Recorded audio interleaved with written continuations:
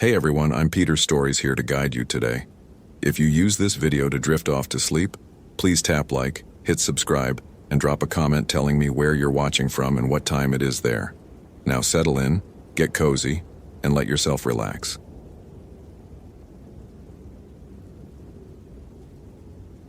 The liver was still warm.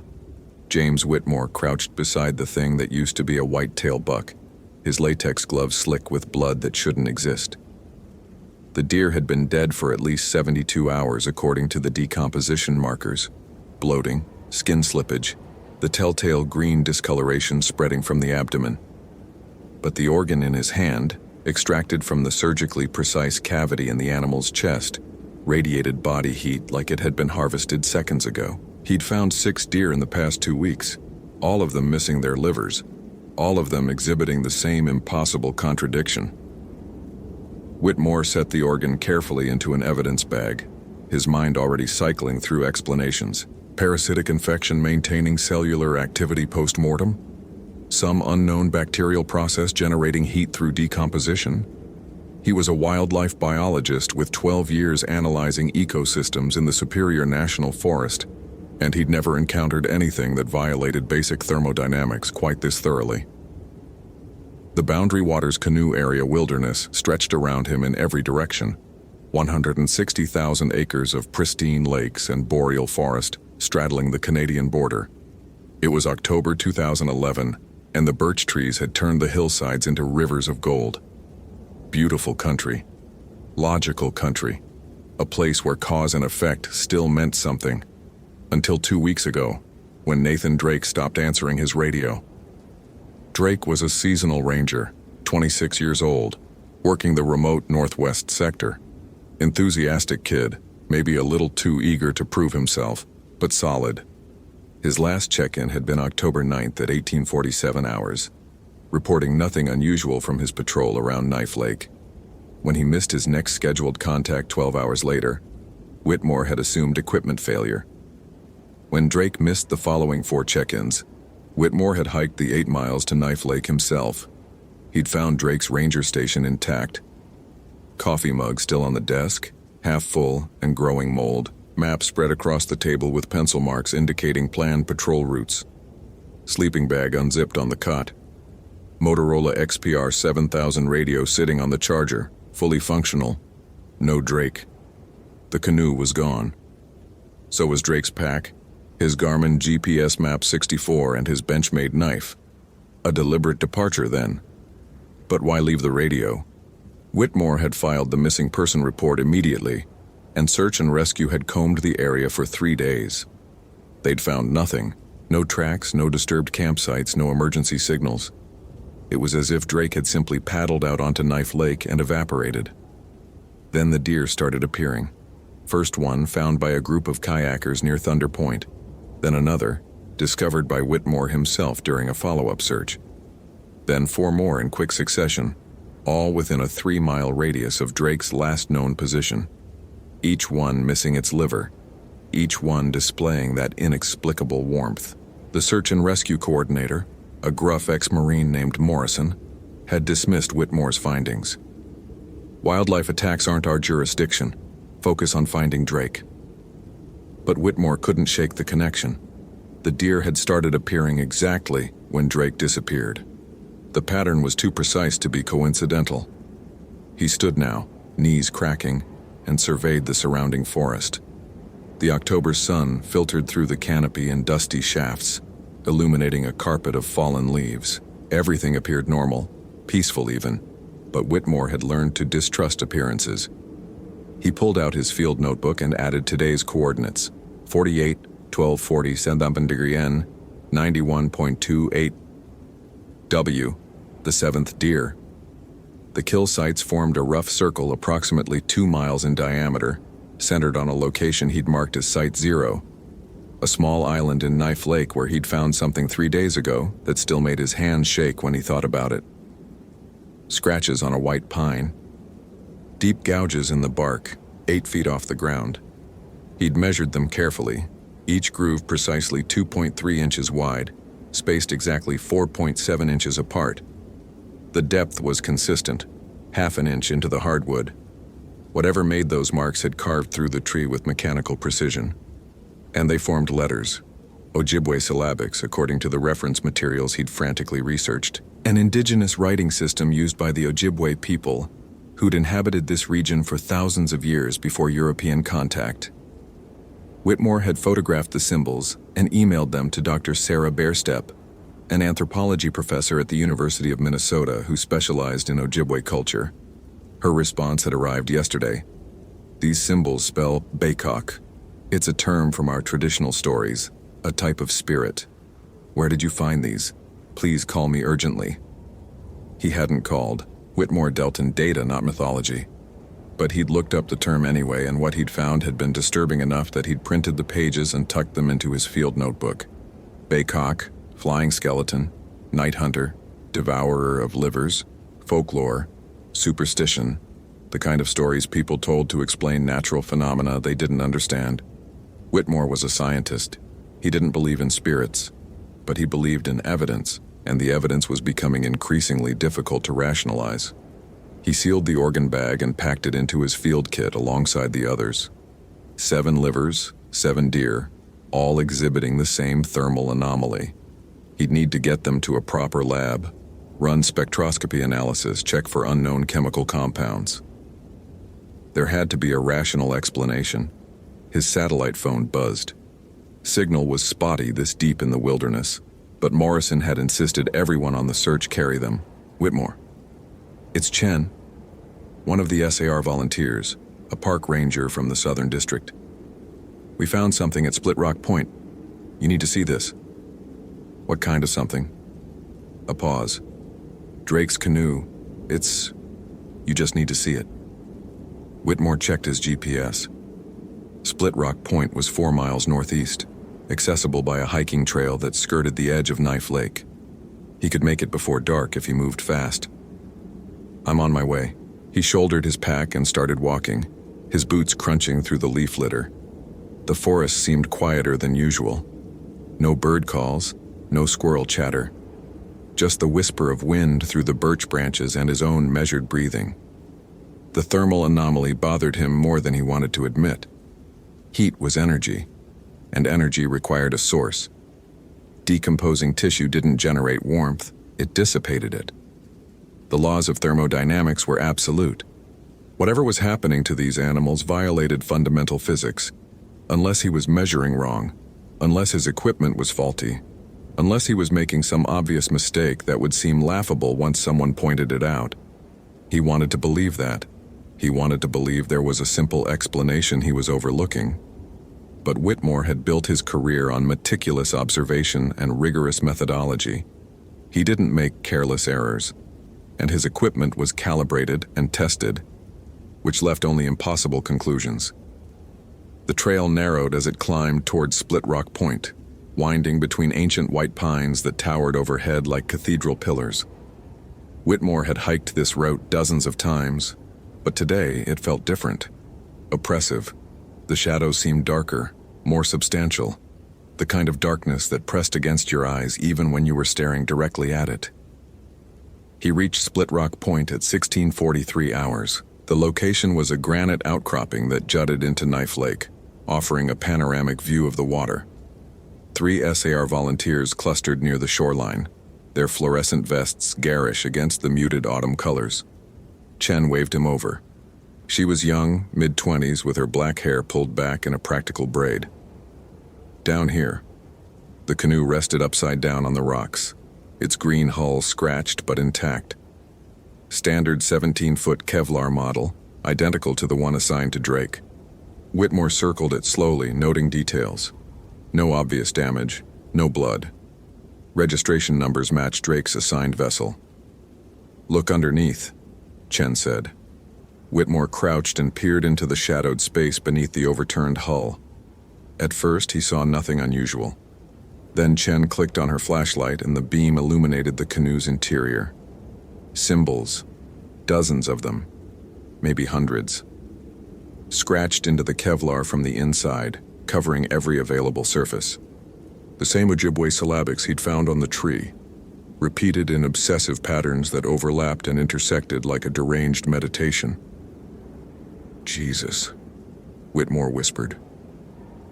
It gets worse, Chen said. She directed her flashlight toward one particular section. Read that. The symbols were larger there, more deliberately spaced. Whitmore pulled out his phone and compared them to the photographs he'd taken at Site Zero. Baycock. Over and over. Baycock, Baycock, Baycock, Baycock. Who could have done this? One of the other volunteers asked. I mean, Drake wouldn't have carved up his own canoe, right? Whitmore ran his gloved fingers over the scratches. They were deep, gouged with significant force, but the edges were smooth, almost polished, not the ragged tears you'd expect from a knife or tool. These aren't carved, he said slowly. They're worn, like something rubbed against the Kevlar repeatedly until it abraded through the coating. What kind of something? I don't know. But that wasn't entirely true. He did know. Or at least part of him had started to accept what the evidence was suggesting, even as his rational mind recoiled from the conclusion. Bone. The scratches looked like they'd been made by bone. Bag the canoe, Whitmore said, standing. I want it transported to the main station for analysis, and I want photographs of every symbol before we move it. You think this is connected to Drake's disappearance? Chen asked. I think Drake was terrified of something.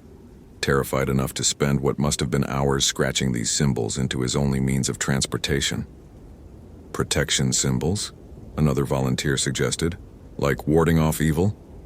Whitmore wanted to dismiss the idea as ridiculous, but he couldn't, because the evidence, all of it, from the warm livers to the precise gouges to the obsessive repetition of a single word, pointed toward something that existed outside his framework of understanding. The sun was setting, painting the lake in shades of amber and crimson, beautiful and terrible. Whitmore pulled out his satellite phone and dialed Dr. Bearstep's number. It rang 6 times before she answered. Dr. Bearstep, this is James Whitmore from Superior National Forest. You emailed me about the Ojibwe symbols I found. Yes, her voice was cautious. Have you found more? Hundreds, all saying the same thing. Baycock. I need you to tell me what that means. A long silence. Then, it's not safe to discuss over the phone. Where are you? Boundary Waters, Knife Lake area. That's traditional Ojibwe territory. Mr. Whitmore, if you found those symbols, you need to leave that area immediately. I can't. I have a missing ranger. I need to understand what I'm dealing with. Another pause. Baycock is... It's not just a story. Our people have documented encounters for centuries.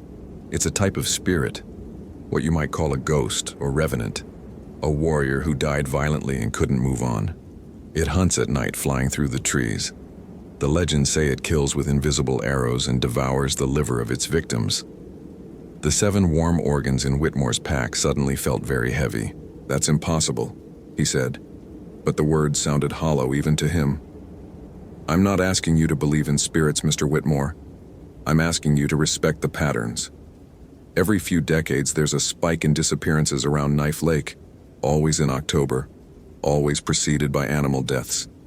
The elders in my community have records going back over 200 years.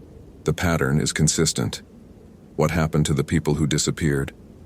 Most were never found. A few were discovered weeks later, missing their livers. The cases were usually attributed to animal attacks or misadventure. But my grandmother told me stories her grandmother told her. The Baycock is real, and if it's hunting again, you need to get out.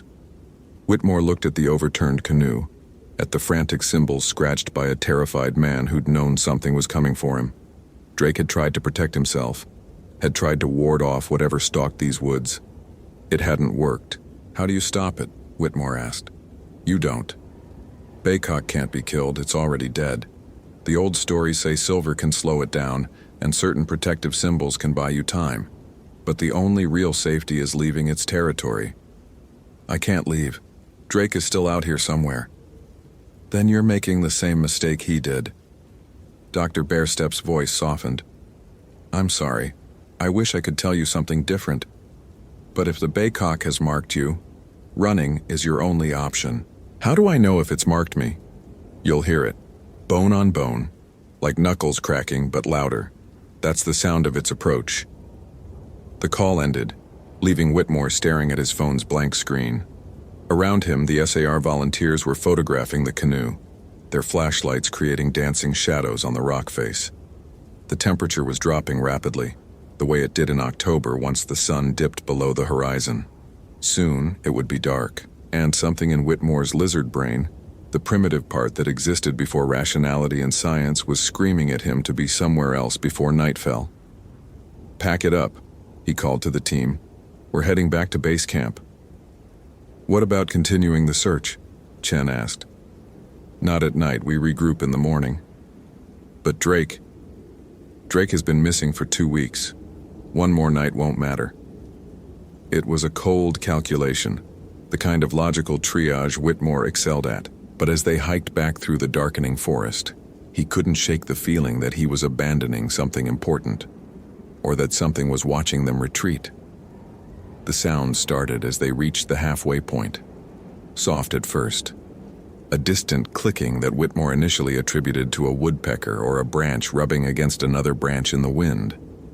But the rhythm was wrong, too regular, too deliberate.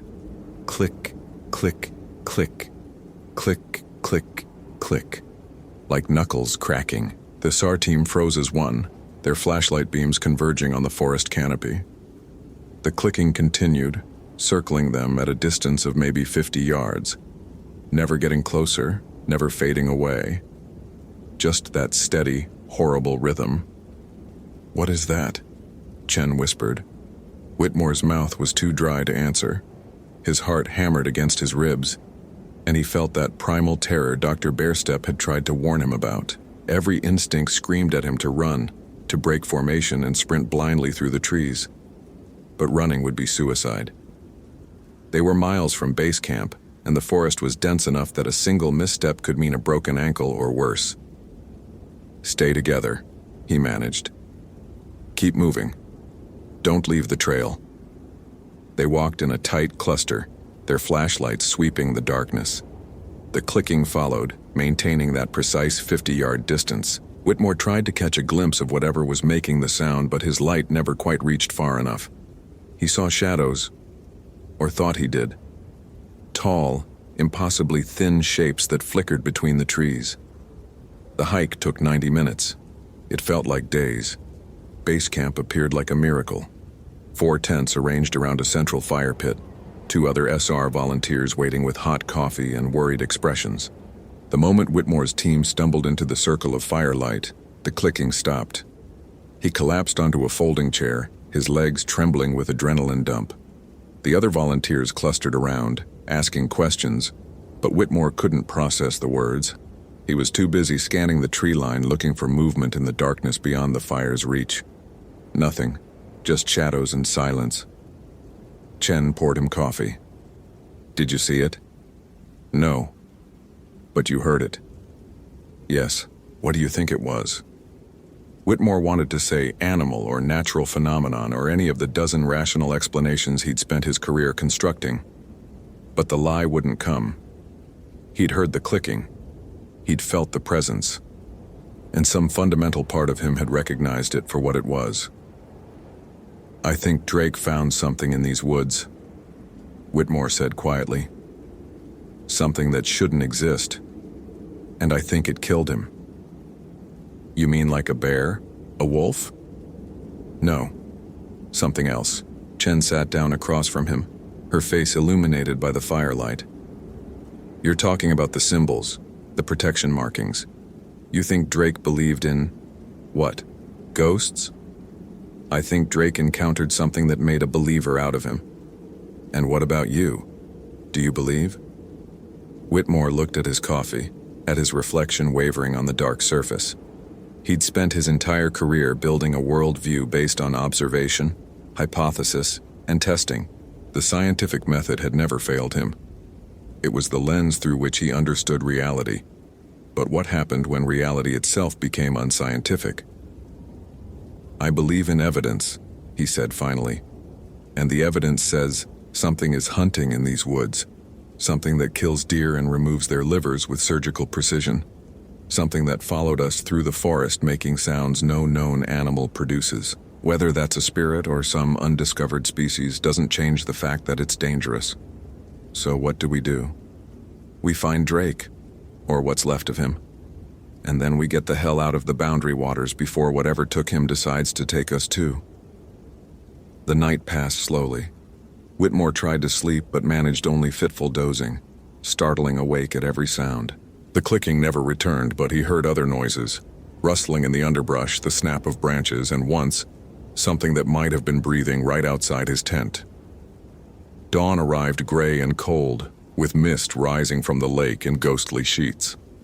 Whitmore crawled out of his tent to find half the SAR team already packed and ready to leave. Morrison called, Chen explained. He's pulling most of the volunteers. Says we've done everything we can and it's time to let the professionals handle it. Professionals? State police, FBI maybe. Drake's officially a missing person case now, not a search and rescue operation, which meant they'd given up hope of finding him alive. Whitmore nodded slowly. It was the logical call, the smart call. Drake had been missing for 14 days. The statistical likelihood of survival after 2 weeks in wilderness was essentially zero. But Whitmore couldn't leave. Not yet. Not while the mystery remained unsolved. I'm staying, he said. Another day. I want to check Site Zero one more time. Alone? If necessary. Chen hesitated, then nodded. I'll come with you. But just us, and we're back by sunset. Deal? Deal.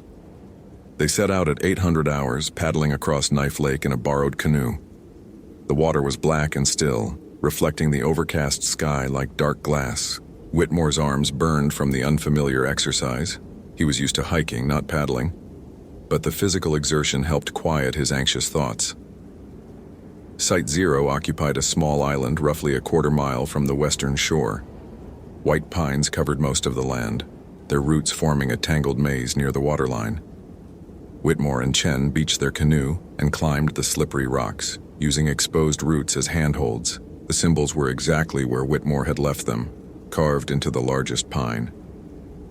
But something had changed. New marks surrounded the original scratches, dozens of them, maybe hundreds, covering the lower trunk in a chaotic pattern that made his eyes hurt to follow. These weren't here before, Whitmore said, photographing the additions. Chen touched one of the fresh gouges. They're recent. Look, sap is still leaking. She was right. Clear resin oozed from the wounds, glistening in the weak sunlight, which meant whatever made these marks had been here within the last few hours, maybe within the last few minutes. Whitmore's neck prickled. He turned slowly, scanning the island. 20 yards in diameter, mostly covered by the clustered pines, limited visibility. Dozens of places something could hide. We should go, Chen said. Wait. Whitmore had noticed something else, a disturbance in the leaf litter near the base of the marked tree. He knelt and brushed aside the debris, revealing packed earth and something pale underneath. A bone. Human femur, judging by the size and shape. He continued digging, carefully removing the surrounding soil, and found more bones. An entire skeleton, arranged in a rough circle around the tree's roots. Oh God, Chen whispered. But it wasn't Drake. The bones were old, stained dark with age, the skull partially crushed. Whitmore estimated they'd been buried here for years, maybe decades, and carved into the skull's forehead, crude but unmistakable, was a single symbol, Baycock. This is a grave, Whitmore said, or maybe a binding site, something to keep the spirit contained. And the tree markings? I think something's trying to get out. As if in response, the clicking started. Louder this time. Much louder, and closer, so close Whitmore could feel the vibrations in his chest. Click, click, click, click, click, click. The rhythm was hypnotic, almost mechanical in its precision. Chen grabbed his arm. Look. She pointed up toward the pine canopy. Something crouched among the branches, thin and impossibly tall with limbs bent at wrong angles. Its bones, and they were definitely bones, Whitmore could see them clearly now, gleamed white against the dark needles. The skull swiveled toward them with a grinding sound, and Whitmore found himself staring into empty eye sockets that somehow still conveyed malice. The baycock opened its mouth, and the clicking intensified. Not coming from knuckles or joints, coming from its jaws, from teeth chattering in that death's head grin. Then it moved. Whitmore had never seen anything organic move that fast. One moment the creature was 30 feet above them, the next it was airborne, gliding down with impossible grace. No wings, no visible means of propulsion, just smooth, horrible flight. "Run!" Chen screamed. They ran. Whitmore crashed through the undergrowth, branches whipping his face, roots trying to trip him. Behind them, the clicking grew louder, interspersed with a sound like wind through a hollow reed. The baycock's breathing, or whatever passed for breathing, in something that was already dead. They reached the canoe and shoved off, paddles biting into the water with frantic strokes. The island receded, and for a moment Whitmore thought they'd escaped. Then he saw it standing at the shoreline. The baycock was 7 feet tall, maybe 8, its skeleton held together by withered sinew and scraps of desiccated flesh.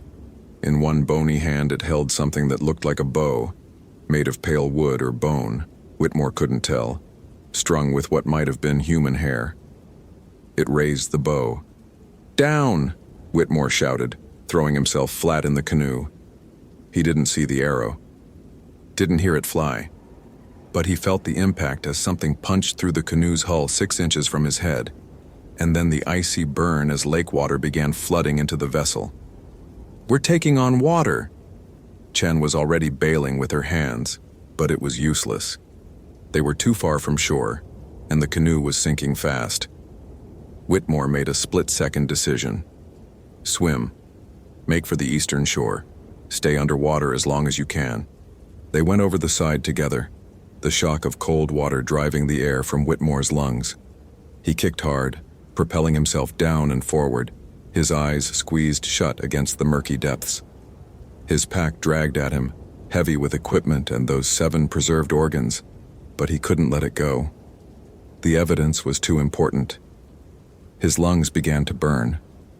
He surfaced, gasping, and caught a glimpse of Chen 20 yards ahead. The island was 100 yards behind them now, and the baycock had vanished. They swam until Whitmore's muscles screamed and his waterlogged clothes threatened to pull him under. The eastern shore materialized through the mist, granite rocks and scraggly pines, blessed solid ground. They dragged themselves onto the rocks and lay gasping like beached fish. "What the fuck was that?" Chen managed between breaths. "Exactly what Dr. Bearstep said it was." "That's impossible." "I know. Skeletons don't fly. Dead things don't hunt." "I know." "So how?" "I don't know." The words came out harsher than Whitmore intended. He sat up, water streaming from his clothes, and tried to organize his thoughts. Everything he'd observed defied explanation. Flying corpses, invisible arrows, thermal anomalies, symbols that might or might not provide protection. None of it made sense. But it was happening anyway. His satellite phone was dead, drowned in the lake.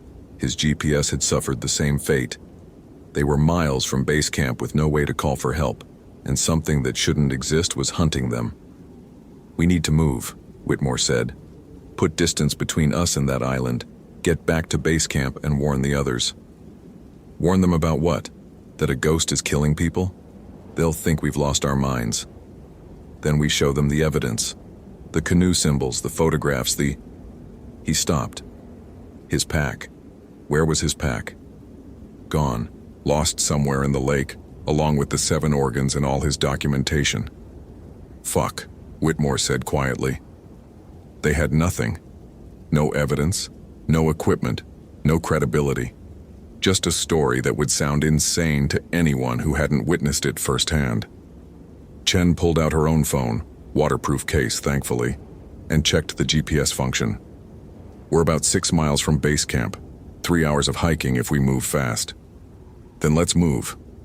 The hike was brutal. They were both soaked, and the temperature was barely above freezing. Whitmore's teeth chattered and he could feel hypothermia's early stages setting in. The confusion, the drowsiness. They needed to get warm and dry soon, or the baycock would be the least of their problems. But the forest seemed to be working against them. Trails that should have been clear were blocked by fallen trees.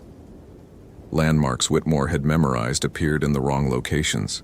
His internal compass, usually reliable, kept leading them in circles. "Something's wrong," Chen said after the third time they encountered the same distinctive boulder. "We should have reached the western ridge by now." Whitmore consulted her phone. The GPS was malfunctioning, showing their position jumping erratically across the map. "It's interfering with the signal, scrambling our navigation." "It? You mean the baycock?" "Yes." "Can it do that?" Apparently. The sun was setting again. Had the whole day really passed? And with the darkness came that clicking sound. Distant at first, then closer. Always maintaining that precise 50-yard distance, circling them like a predator toying with wounded prey. They stumbled into a small clearing and stopped, too exhausted to continue. Whitmore's legs were shaking, and Chen looked barely conscious. They needed rest, needed warmth, needed to make a stand. "Build a fire," Whitmore said. "We're not going to outrun it. Fire won't stop a spirit." "Maybe not, but it's better than freezing to death in the dark." They gathered deadwood and used Chen's waterproof matches to coax a small flame to life. The heat was immediate and wonderful, driving back the cold and the shadows. Whitmore huddled close to the fire, trying to stop shivering. "I found something in Drake's station," Chen said suddenly. "I didn't mention it before because I thought it was crazy." "Tell me." She pulled out a folded piece of paper from her jacket's inner pocket, somehow still dry. This was taped under his desk. "I think it's a journal entry." Whitmore took the paper and unfolded it. Drake's handwriting, shaky and erratic. "October 12th, third night of the clicking. I know what it is now. Old Tom at the ranger station told me the stories before he retired. Said the elders wouldn't come near Knife Lake during October. Said there was something in the woods that hunted when the leaves turned. I laughed at him. I was stupid. I've seen it. Bones and dried flesh gliding through the trees. It watches me from the shadows. I tried to leave, but I can't find my way out. The trails loop back on themselves. GPS is useless. Radio won't reach anyone. I'm writing this in case someone finds it. In case I don't make it. The symbols help. I've been carving them everywhere. Anything to slow it down, but I can feel it getting closer. It's patient. It's going to wait until I'm too weak to fight back. If you're reading this, you're probably next. I'm sorry. I didn't mean to draw it here, but maybe you can do what I couldn't. The old stories say silver can hurt it. And there's a grave on the island. The original host body. Maybe if you destroy the bones, you can stop it.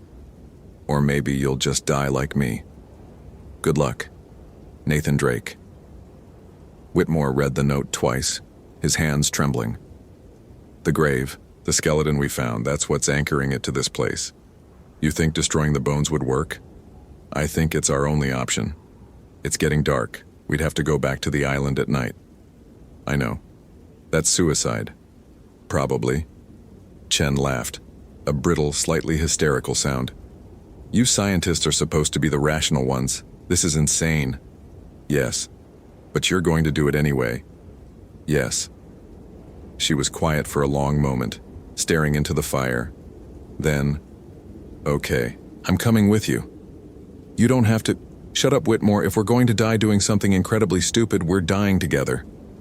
They rested for an hour, gathering their strength. The clicking never stopped, circling their camp in that maddening rhythm. Whitmore tried to plan. They'd need to get back to the island, locate the skeleton, destroy the bones somehow. But with what tools? They had nothing except Chen's knife and a box of matches. Fire, then. Burn the remains.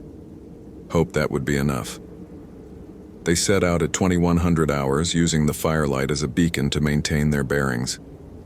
The clicking intensified as they moved, and Whitmore caught glimpses of the baycock keeping pace through the trees. It knew where they were going, knew what they planned, and it didn't seem concerned.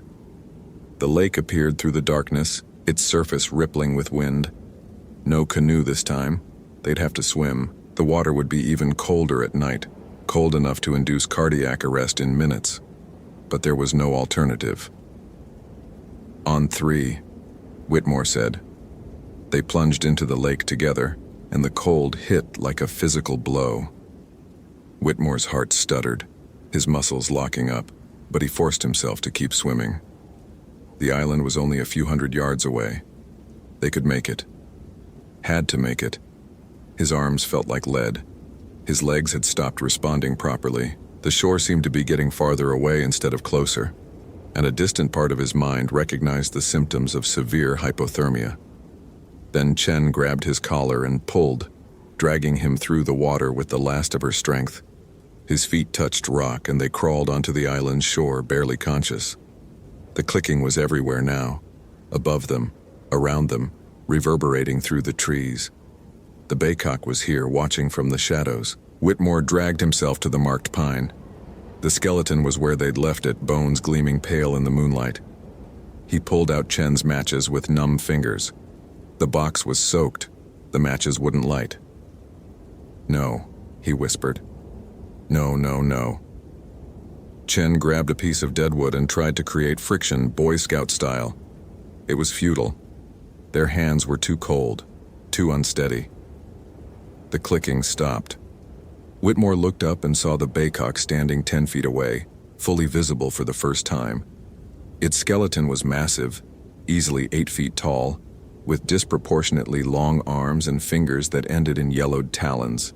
Scraps of flesh clung to the bones like decayed leather, and its rib cage held something dark and writhing. Smoke or shadow, impossible to tell. It raised its bone bow, drawing back an arrow Whitmore couldn't see. He threw himself over the skeleton, covering it with his body. "Destroy the bones," he shouted at Chen. "Use the knife, break them." Chen grabbed the skull and slammed it against a rock. Once, twice, 3 times. The bone cracked but didn't shatter. The baycock released its arrow. Pain exploded in Whitmore's back, below his left shoulder blade. He'd been shot before, a hunting accident when he was 19, so he knew what a projectile wound felt like. This was worse. The arrow burned like frozen fire, and he felt something spreading through his body from the impact site. Numbness, weakness, as if the arrow was draining him. Chen was screaming, hammering the skull against the rock. The bone finally gave way, splitting into fragments. The baycock shrieked, a sound like wind through a hollow, terrible and inhuman. Its form began to waver, becoming translucent. The writhing darkness in its chest cavity boiled out, spreading like ink through water. More arrows came, invisible projectiles that punched through Chen's leg and arm. She collapsed beside Whitmore, both of them bleeding onto the ancient grave. But the baycock was fading. The skull's destruction had severed whatever force bound it to the physical world. Its form flickered and dissipated, and the darkness that had powered it sank back into the earth. The clicking stopped. Silence. Pure, blessed silence. Whitmore lay on his back, staring at the stars wheeling overhead. His body felt distant, disconnected. The arrow wound was going cold, spreading numbness through his torso. He couldn't feel his legs anymore. "Chen?" he managed.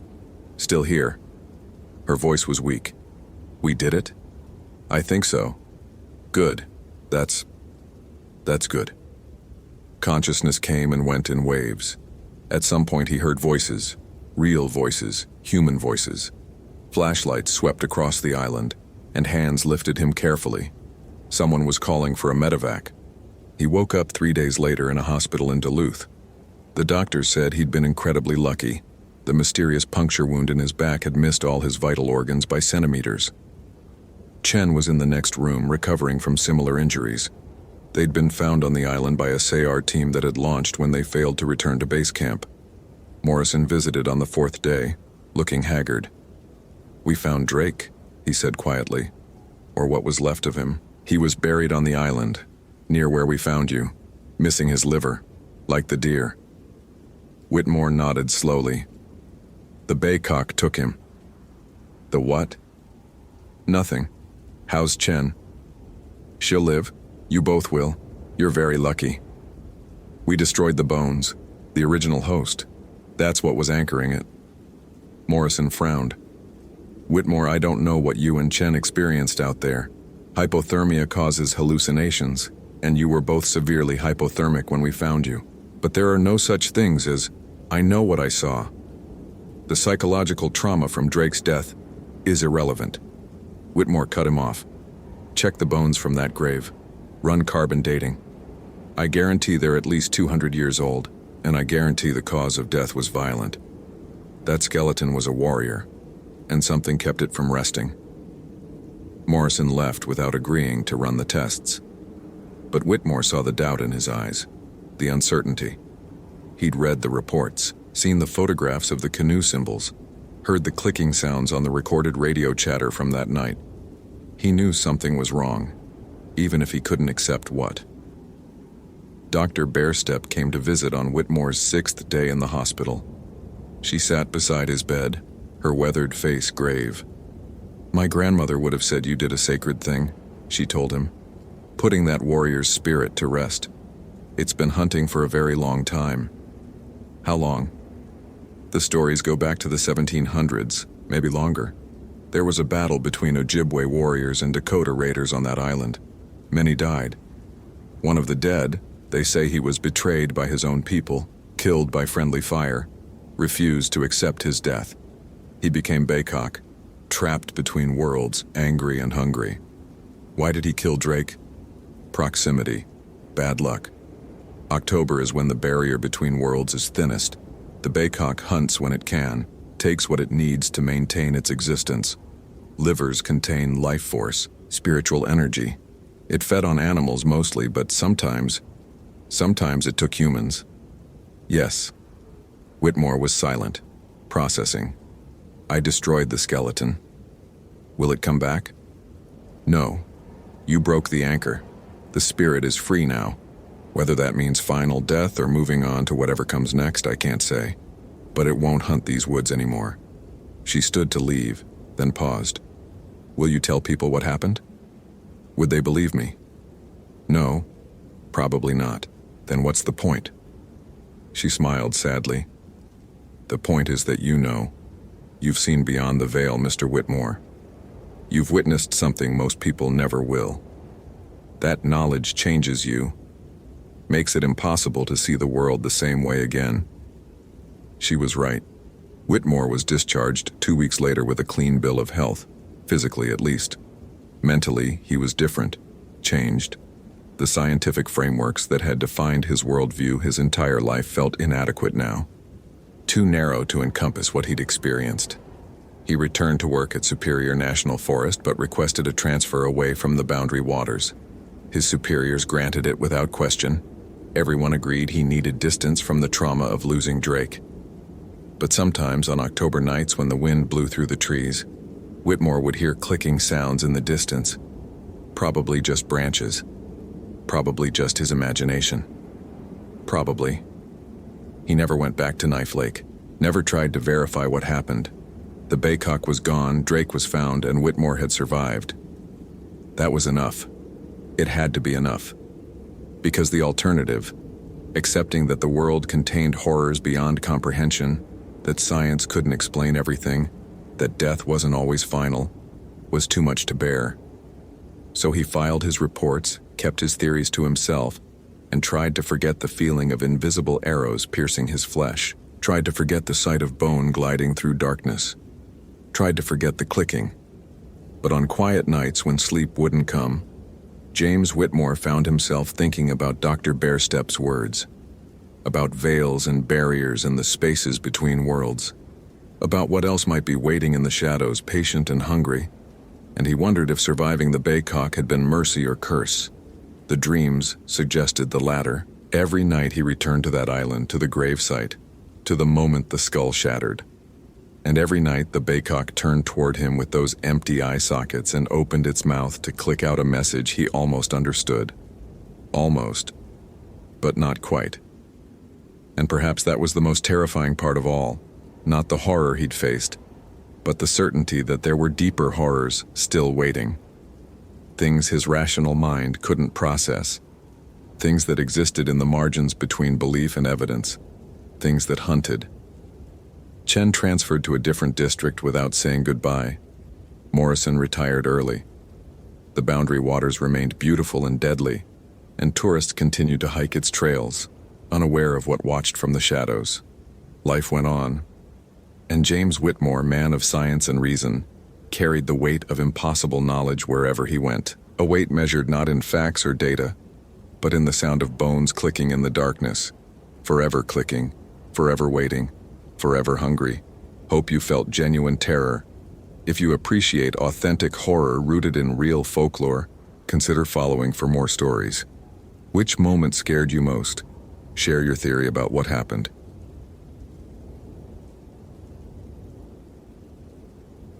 Thomas O'Brien had saved 47 lives in 18 years as a ranger. He kept count not out of pride but out of precision, the same methodical attention to detail that made him good at his job. 47 people who would have died from exposure, falls, animal attacks, or simple bad decisions in the wilderness, all alive because he knew what he was doing. At 52 years old, with a weathered face that reflected every season spent in the backcountry, and hands scarred from 1,000 small emergencies, Thomas had earned his confidence. He'd seen hypothermia, heat stroke, broken bones protruding through skin, bear maulings, lightning strikes. He'd pulled bodies from crevasses and talked suicidal hikers down from ledges. There was nothing in Olympic National Park that could surprise him anymore. That's what he believed, standing in the Hall of Mosses at 2:47 p.m. on October 3, 2015, 30 seconds before reality proved him catastrophically wrong. The Hoh Rainforest was Thomas's territory, the temperate rainforest where Sitka spruce grew 300 feet tall and every surface dripped with moss thick enough to cushion falls.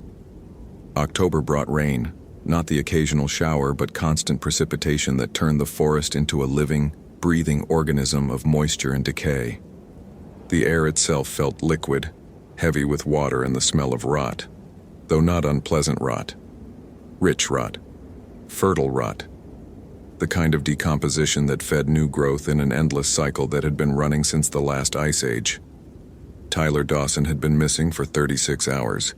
23 years old, graduate student from UC Berkeley studying moss biodiversity, last seen on the Hoh River Trail headed toward the Hall of Mosses.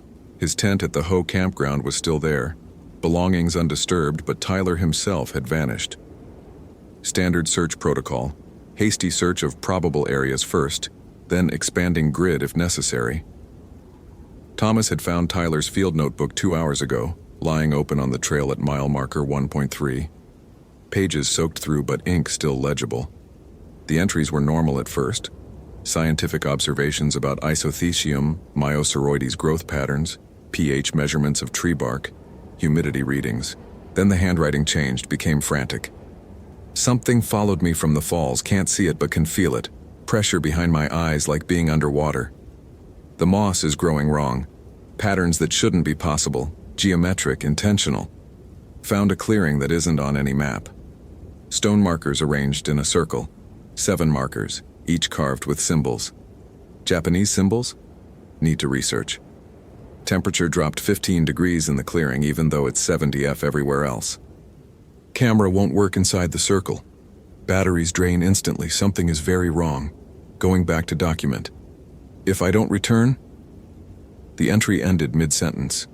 Thomas had radioed base, reported the notebook, requested additional searchers. The response came back that a storm was moving in. Heavy rain, possible flash flooding in the river valleys.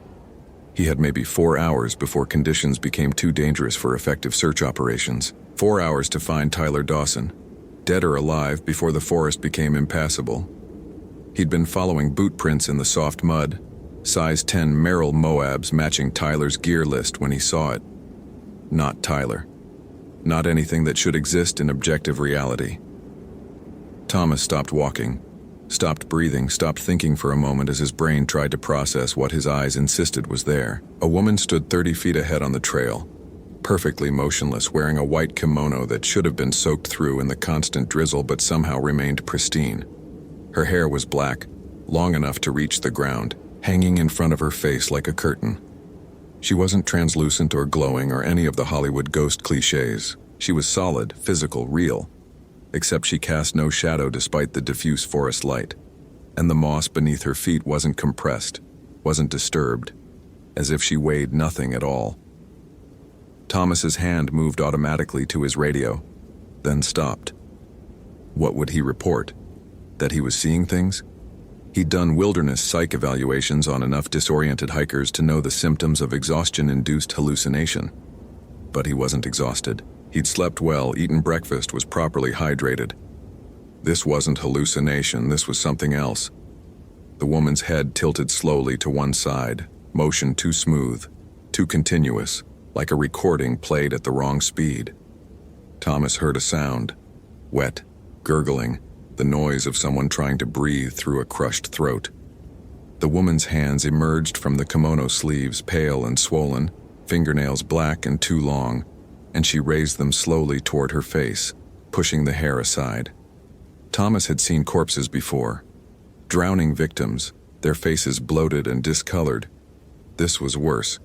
The woman's face was intact but wrong, skin too tight, eyes too wide, mouth open in a silent scream that showed teeth filed to points and a tongue swollen to fill the entire oral cavity. But what made Thomas's legs go weak was the recognition. He knew this face. He'd seen it 3 days ago, in the photo attached to a missing person report from 6 months earlier. Yuki Tanaka, 28 years old, visiting from Osaka, disappeared while hiking the Ho River Trail in April. Extensive search, no body recovered, case still open, and now she was standing in front of him. 6 months dead, but somehow present, somehow animate, somehow looking at him with eyes that held nothing but rage and grief, and the kind of hatred that transcended mortality. Thomas did what 18 years of experience told him to do.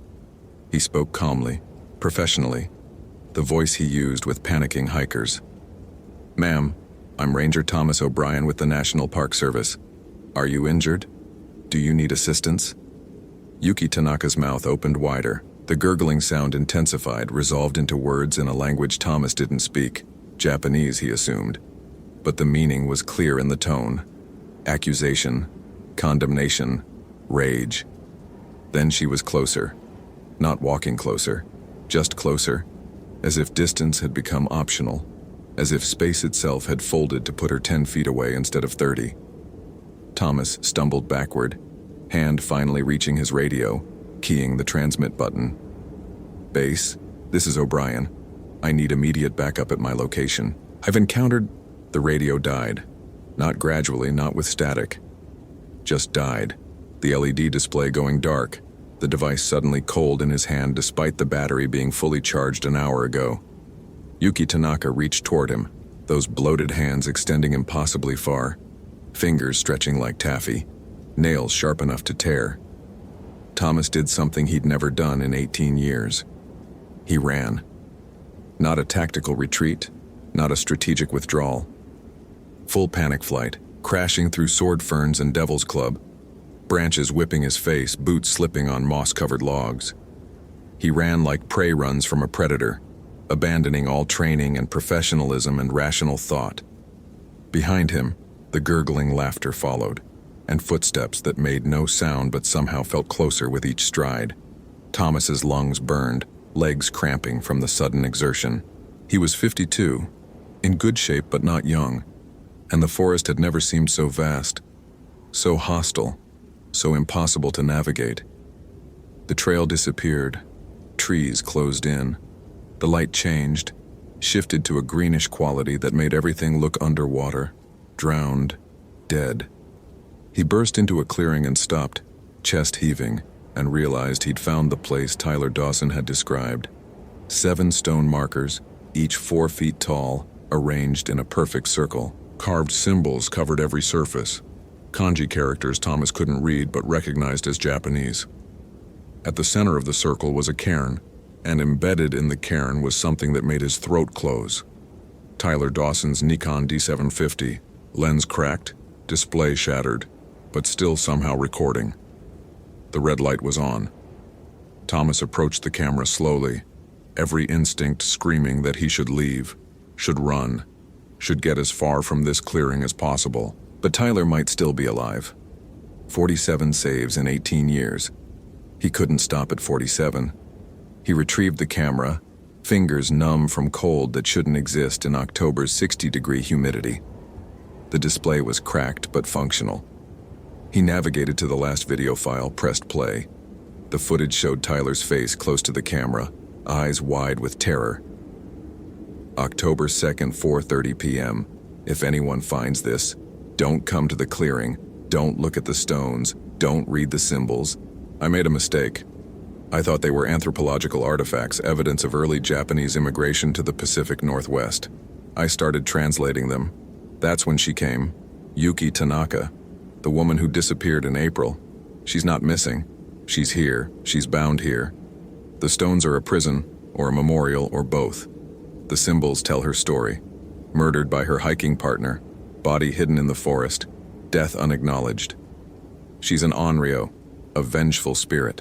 Japanese folklore, spirits who died with such rage that they can't move on, can't rest. They haunt the place of their death until someone acknowledges what happened, until justice is served. But there's no justice here. No one knows she was murdered. Everyone thinks she just got lost, and now she's trapped between death and vengeance, getting stronger, angrier, pulling the forest itself into her rage. The temperature drops, electronics fail, reality bends. She's spreading, consuming, and I let her out. I broke the seal when I touched the stones, when I read the symbols aloud. I'm sorry. I'm so sorry. She's coming and I can't. The video cut to static, then cleared again. Now the camera was on the ground, angled up at the forest canopy, capturing nothing but trees and moss and dripping water. But the audio continued. Tyler's voice, no longer scared, just tired. She showed me what happened, made me experience it. Felt the knife going in, felt the hands pushing me down, felt the dirt covering my face, felt her death, hundreds of times, over and over. That's what she does, makes you feel it, makes you die the way she died. And I can't anymore. I can't keep dying, so I'm going to stop. I'm going to make it stop. The audio ended with a wet, choking sound and then silence. Thomas stood in the clearing, camera in shaking hands, and understood with perfect clarity that Tyler Dawson was dead. Suicide or murder, it didn't matter. The forest had killed him, or he'd killed himself to escape what the forest contained. Either way, 47 saves, not 48. Movement at the edge of the clearing. Yuki Tanaka emerged from between the stone markers, stepping through the symbols like passing through a doorway. She wasn't alone. Behind her, partially visible, another figure, male, older, also wearing traditional Japanese clothing, also moving with that too smooth motion that violated natural physics. And behind him, more figures. A crowd of them, dozens, all with that same dead-eyed stare, all radiating cold and rage. Thomas's mind, trained to analyze and solve problems, worked frantically. The stones were a prison or memorial. Breaking the seal had released Yuki, but not just Yuki. Others. How many Japanese immigrants had died in Olympic National Park over the decades? How many deaths had gone unacknowledged, uninvestigated, attributed to natural causes or simple misadventure? The forest was a graveyard, and Tyler Dawson had broken the lock. The temperature was dropping. Thomas could see his breath now, ice forming on the moss, impossible frost spreading across ferns. His Garmin GPS showed his coordinates as 47.8607 degree N, 123, 9355 degree W, elevation 578 feet. But the coordinates were jumping, flickering, sometimes showing him in the Pacific Ocean, sometimes in Japan, sometimes in places that didn't exist on any map. Yuki Tanaka spoke again, that gurgling voice resolving into words Thomas could suddenly understand, as if his brain was translating without his permission. You were here when I died. You searched for me. You found nothing. You stopped looking. You let them say I was careless, that I got lost, that I died of exposure. You let my death mean nothing. You let him escape. I didn't know, Thomas said, his voice cracking. Tell me what happened. Tell me who killed you. Yuki's mouth stretched wider, impossibly wide, and she screamed. Not sound, but pressure. A physical force that knocked Thomas to his knees, split the stone markers with hairline cracks, sent the camera flying from his hands. When the pressure released, he was on the ground, ears bleeding, vision blurred. The other spirits advanced. Thomas crawled backward, hands sinking into moss that suddenly felt like flesh, yielding and warm and wrong. The forest was transforming around him, trees bending at angles that hurt to look at, moss growing in geometric patterns that suggested intelligence, intention, malice. The Ho rainforest, ancient and indifferent, was becoming something else, a manifestation of accumulated rage, decades of death and injustice soaking into the soil and finally finding expression. Thomas's hand touched something hard, angular. Tyler's camera. He grabbed it, pulled himself upright using a stone marker for support. The symbols carved into the stone were glowing now, faint blue light that pulsed in rhythm with his heartbeat. He'd touched the stones. He'd broken the seal further. Whatever barrier had contained these spirits was disintegrating completely. "Who killed you?" Thomas shouted at Yuki. "Give me a name. Let me help." Yuki Tanaka's face was inches from his now, that bloated tongue extending to touch his cheek, cold and wet. She showed him, not words but images, memories forced directly into his mind. A hiking partner. Male, 40s, glasses, fleece jacket. Talking as they walked. Friendly at first, then less friendly, an argument about the trail, about whether to turn back. Yuki wanting to continue. The man insisting they return. Yuki refusing. The man's expression changing. Anger, decision. Knife from his pack, not a weapon, just a camping knife, but sharp enough. Surprise on Yuki's face. Pain. The realization that she was dying. The man dragging her off the trail, covering her with debris, leaving. Days later, participating in the search effort, expressing concern, lying so smoothly that even Thomas had believed him. The memory ended and Thomas was on his knees again, vomiting into the moss, experiencing the aftershock of violent death. He'd felt it, felt the knife, felt her body shutting down, felt the rage that came after, the refusal to die properly, the binding to this place through sheer force of hatred. "I remember him," Thomas said when he could speak. He was part of the search. He filed the missing person report. David Chen, her hiking partner. We interviewed him. He seemed devastated. Yuki's scream was worse this time, splitting trees, sending birds erupting from the canopy in terror. The name had power. Recognition had power. Acknowledgement had power. Thomas's radio crackled to life despite the dead battery. A voice came through, not the dispatcher but Tyler Dawson, speaking Japanese that Thomas's compromised mind somehow understood. "You can't fix this by catching one murderer. There are dozens of us here. Dozens of deaths. Some murdered, some accidental but ignored, some died calling for help that never came. We're all bound here by injustice, by being forgotten, by meaning nothing. You can't save us. You can't save yourself. You're part of it now." "Then what do you want?" Thomas shouted at the crowd of spirits advancing from every direction, the clearing shrinking as they pressed closer. Yuki Tanaka placed her cold hand on his chest, directly over his heart. He felt his core temperature plummet, felt ice forming in his blood, felt his heart struggling to pump frozen sludge through narrowing vessels. She was killing him the way she'd been killed. Slowly, deliberately, with full awareness of every moment, but she was also showing him something, a vision or a possibility or a choice. He saw himself leaving the clearing, returning to civilization, reporting what he'd learned about David Chen. He saw Chen's arrest, trial, conviction. He saw Yuki's body finally recovered, finally given proper burial, finally acknowledged, and he saw her rage, not disappearing but diminishing, becoming manageable, becoming containable. "One at a time," Thomas gasped, his lips turning blue. "I can't save you all, but I can start. I can acknowledge you. I can make your death mean something." The pressure on his chest released. The temperature rose slightly, not to normal, but to survivable. Yuki Tanaka stepped back, and the other spirits stopped advancing. They were still there, still watching with dead eyes, still radiating hatred, but they were waiting. Thomas pulled out his backup radio. Analog, no computer chips, the kind that survived electromagnetic interference. It crackled to life immediately. "Base, this is O'Brien. Code Black. I found evidence of homicide.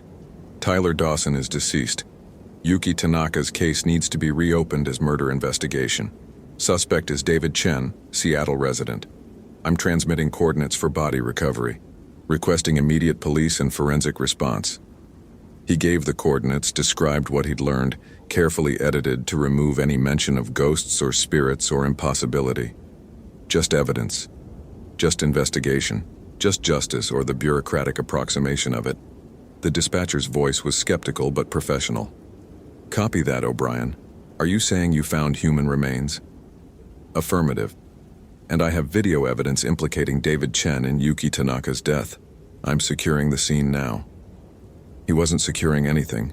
He was standing in a clearing full of vengeful spirits, freezing despite the October warmth, bleeding from his ears, watching reality bend around him. But he said the right words, the procedural words, the words that would trigger the machinery of investigation and justice. When he lowered the radio, Yuki Tanaka was gone. The other spirits remained, but they'd retreated to the edges of the clearing, no longer advancing. The stone markers had stopped glowing. The temperature was rising back to normal, though the unnatural frost remained, a reminder that what he'd experienced was real. Thomas found Tyler Dawson's body an hour later, hanging from a Sitka spruce 50 feet from the clearing. The rope was climbing cord from his own pack, professional knots. Suicide by hanging, no question. But Tyler's face was frozen in an expression of terror so profound that Thomas had to look away after documenting the scene. The forensic team arrived by helicopter as the storm broke, rain turning from drizzle to deluge. Thomas led them to Yuki Tanaka's remains, shallow grave 200 yards from the trail, body wrapped in a tarp, partially decomposed but identifiable. The camera footage was recovered, analyzed, enhanced. David Chen was arrested 3 days later at his home in Seattle, charged with second-degree murder. He confessed within hours, unable to bear the weight anymore. The guilt that had been eating him for 6 months. The trial was quick. Chen got 15 years. Yuki Tanaka's body was cremated per her family's wishes. Ashes returned to Japan. The case was closed. Justice, within the limitations of the legal system, had been served. Thomas returned to work after 2 weeks of administrative leave and mandatory psychological evaluation. The department psychologist diagnosed him with acute stress reaction, prescribed medication he didn't take, and cleared him for duty with the recommendation that he transition to desk work. Thomas declined. He had 47 saves. He needed to get back to the forest, but the forest had changed, or he had changed, or his perception of the forest had changed. He saw things now, not constantly, not everywhere, but in certain places at certain times. Figures in the distance that vanished when he approached, cold spots that made no meteorological sense, electronics that failed for no reason, shadows that moved independent of light sources. He started researching, spending his off hours in the park archives reading old incident reports looking for patterns. He found them. Deaths that seemed suspicious, but were never investigated. Missing persons cases that went cold too quickly. Accidents that might not have been accidents. Over the decades, over the century since the park was established, dozens of people had died in Olympic National Park, under circumstances that deserved more scrutiny than they received. Thomas made a list, names, dates, locations. He cross-referenced with news reports, interviewed retired rangers, contacted families, and slowly, methodically, he began reopening cases. Some led nowhere. Genuinely accidental deaths, genuine disappearances. But others revealed negligence or cover-ups or crimes that had been buried by bureaucracy and indifference. He found the body of a hiker reported missing in 1998, remains hidden in a ravine, evidence of foul play clear once someone actually looked. He discovered that a bear attack in 2003 had actually been domestic violence. Husband had murdered his wife on the trail and staged the scene.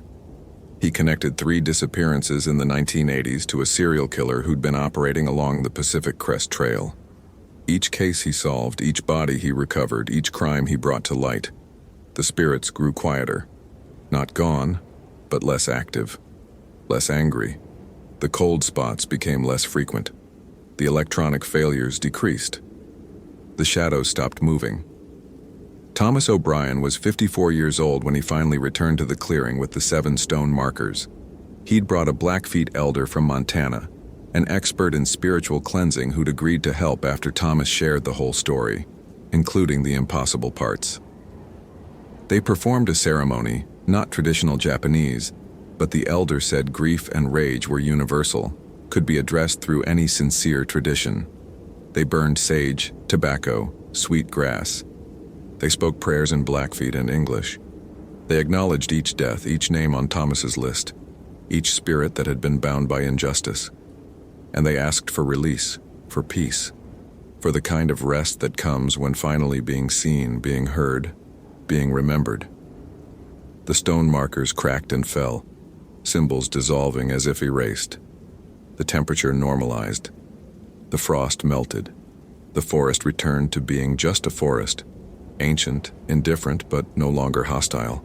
Thomas never saw Yuki Tanaka again. Never saw any of the spirits again, though he remained vigilant, watching for signs. He kept adding to his list, kept investigating, kept refusing to let deaths go unacknowledged.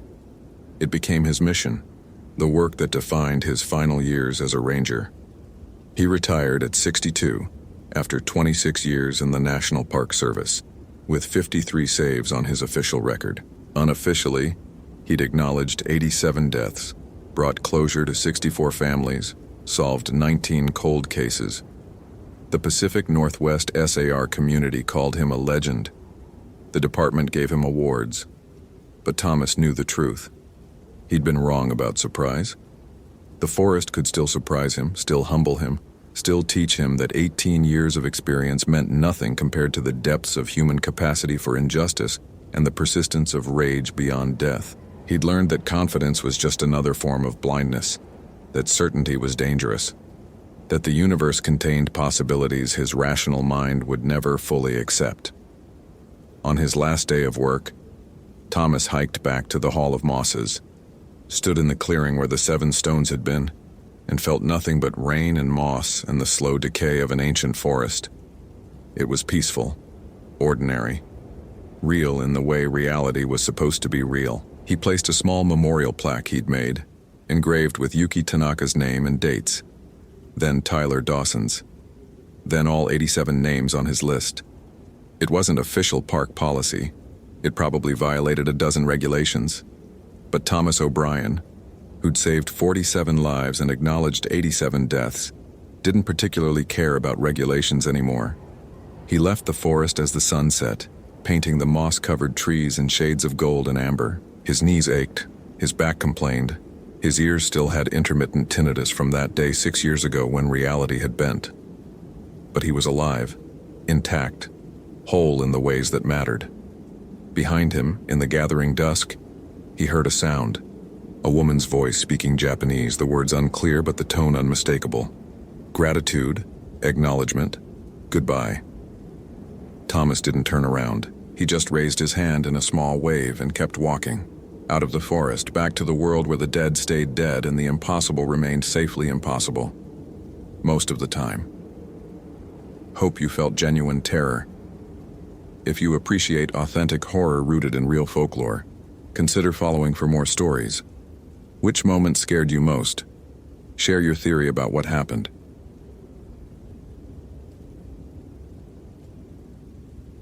The blood trail started at the tree line and disappeared into white nothing. David Ramirez crouched in the snow, his breath forming clouds that the wind tore apart before they could fully materialize. The blood was frozen solid, dark red ice crystals that caught the October sun like garnets scattered across a wedding dress. He pressed his gloved finger against one of the larger drops. It didn't yield. Frozen for hours, maybe longer. But the temperature had only dropped below freezing 2 hours ago, right around dawn. He followed the trail with his eyes, not moving yet. Standard protocol: assess before engaging. The drops led upslope toward the glacial cirque, spacing irregular but consistent enough to suggest the source was moving under its own power. Not dragged. Walking. Running, maybe. The pattern broke near a boulder cluster 30 yards up. A wide spray pattern, arterial. Someone had stopped there, bled heavily, then kept going. David's radio crackled. "Base to Ranger 7. What's your status?" He keyed the mic, still studying the blood trail.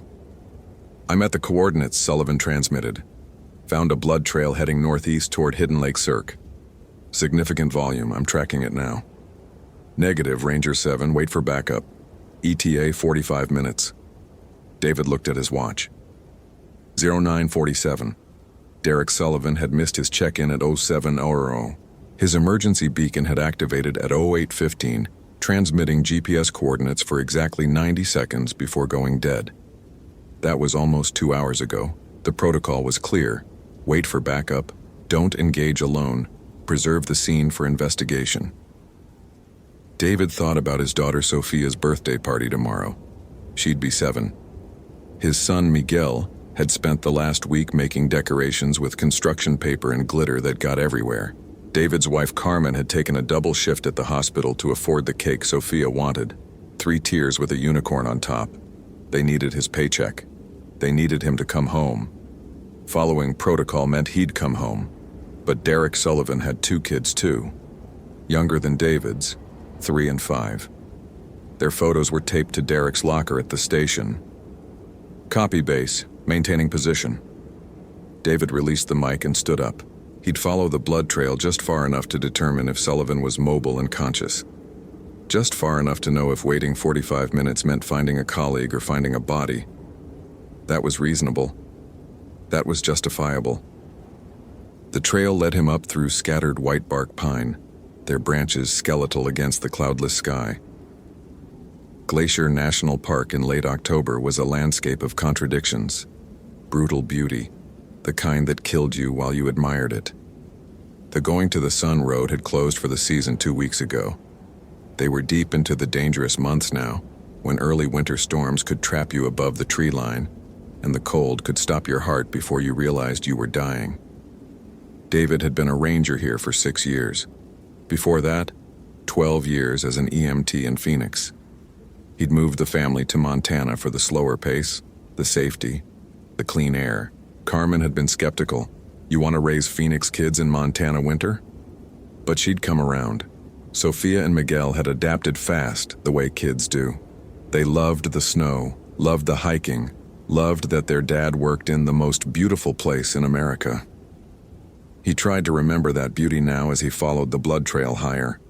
Tried not to think about the way the temperature was dropping despite the sun. Tried not to notice that his breath was visible in sharp, crystal-clear puffs, the kind you saw at 20 below, not the 38 degrees his thermometer had read at the truck.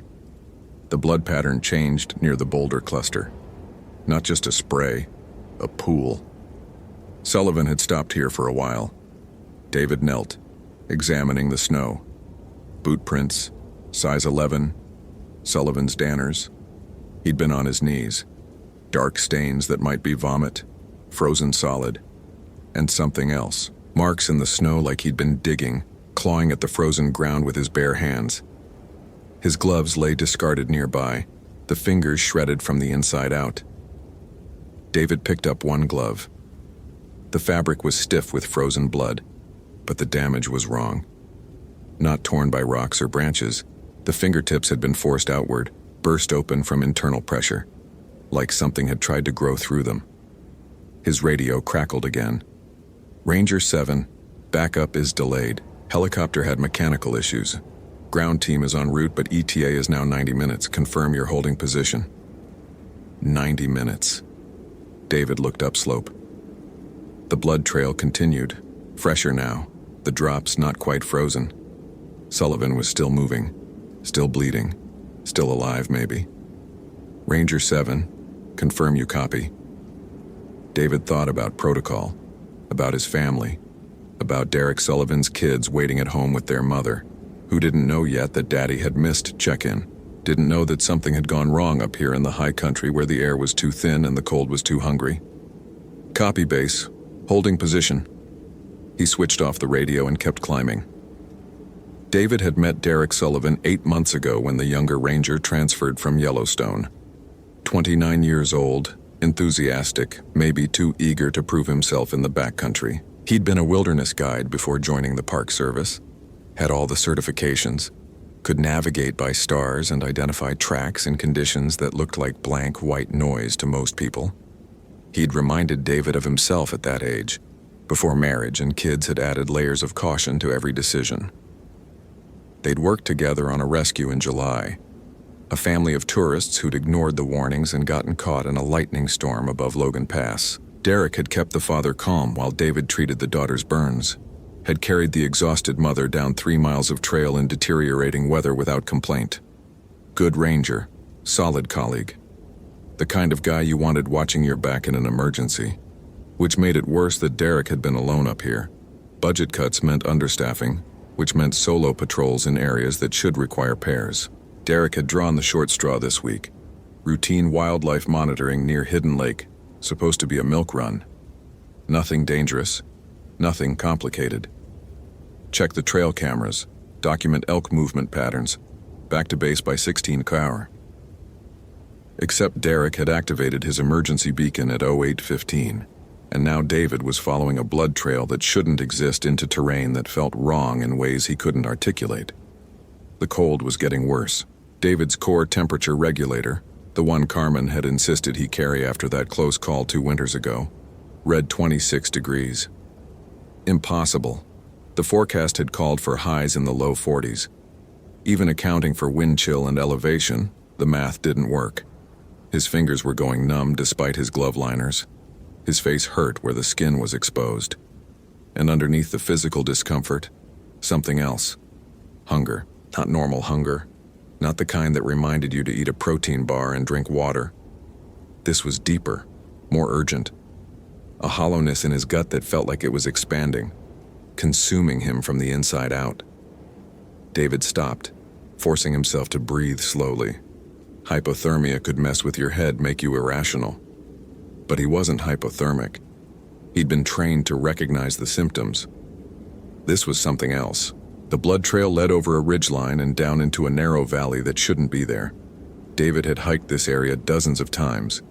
He knew the topography. There was no valley here, just a gradual slope leading to the Hidden Lake overlook. But the snow-covered depression in front of him was unmistakable. Steep sides, maybe 50 feet deep, a quarter-mile long. And at the bottom, something dark against the white.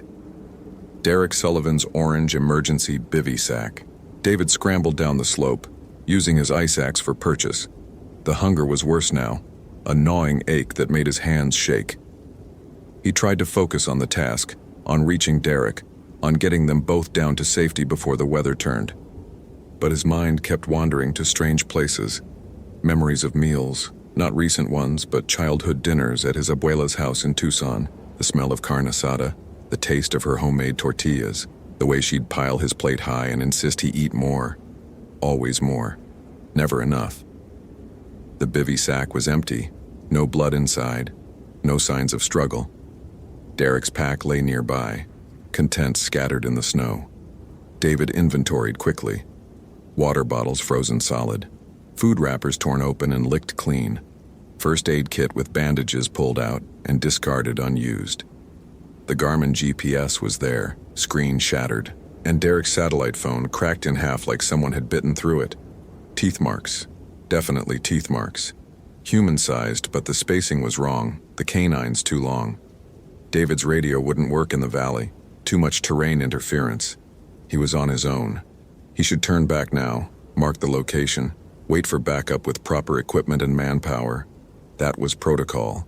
That was the smart move. But the blood trail continued across the valley floor, and this time it wasn't just drops. It was smears, handprints, the dragging marks of someone crawling, and something else. Footprints that started human and became something else. The right boot print was normal. Derek's danners leaving their distinctive tread. The left print started normal but elongated with each step, the toes spreading apart, stretching, until they weren't human anymore. David followed them to the far end of the valley where the slope became a sheer rock face. There was an opening there, a cave mouth that definitely hadn't been on any of the geological surveys. The smell that came from it made David's eyes water. Decay and copper and something chemical like ammonia mixed with burnt hair. Derek? His voice sounded too loud in the cold silence. Derek Sullivan, if you're in there, I'm coming in. It's David Ramirez. We're getting you out. No response, just the wind and underneath it, something that might have been breathing, or might have been the mountain itself, exhaling ancient cold. David pulled his flashlight from his belt. The cave entrance was narrow, barely wide enough for him to squeeze through. Inside, the temperature dropped another 20 degrees. His thermometer stopped reading at 0, the digital display flickering and dying. The cave walls were ice, but not regular ice. This was dark, almost black, with things frozen inside, shapes that might have been branches or bones. The blood trail was everywhere now, painting the walls, the ceiling, the floor. And the footprints. Jesus Christ, the footprints. They'd fully transformed. Whatever had walked into this cave on human feet was leaving impressions that belonged to something else entirely. Something huge. Something wrong. David found him 30 feet in, where the cave opened into a larger chamber. Derek Sullivan crouched in the center, naked except for shredded remnants of his thermal base layer. His skin was gray-white, covered in frost that seemed to grow from within rather than settle from without. His back was to David, vertebrae pressing against skin like piano keys, each one too prominent, too sharp. Derek? David kept his voice steady, the way he'd been trained for medical emergencies. I'm here to help. We need to get you warm and down the mountain. Can you hear me? Derek's head turned. Not his body.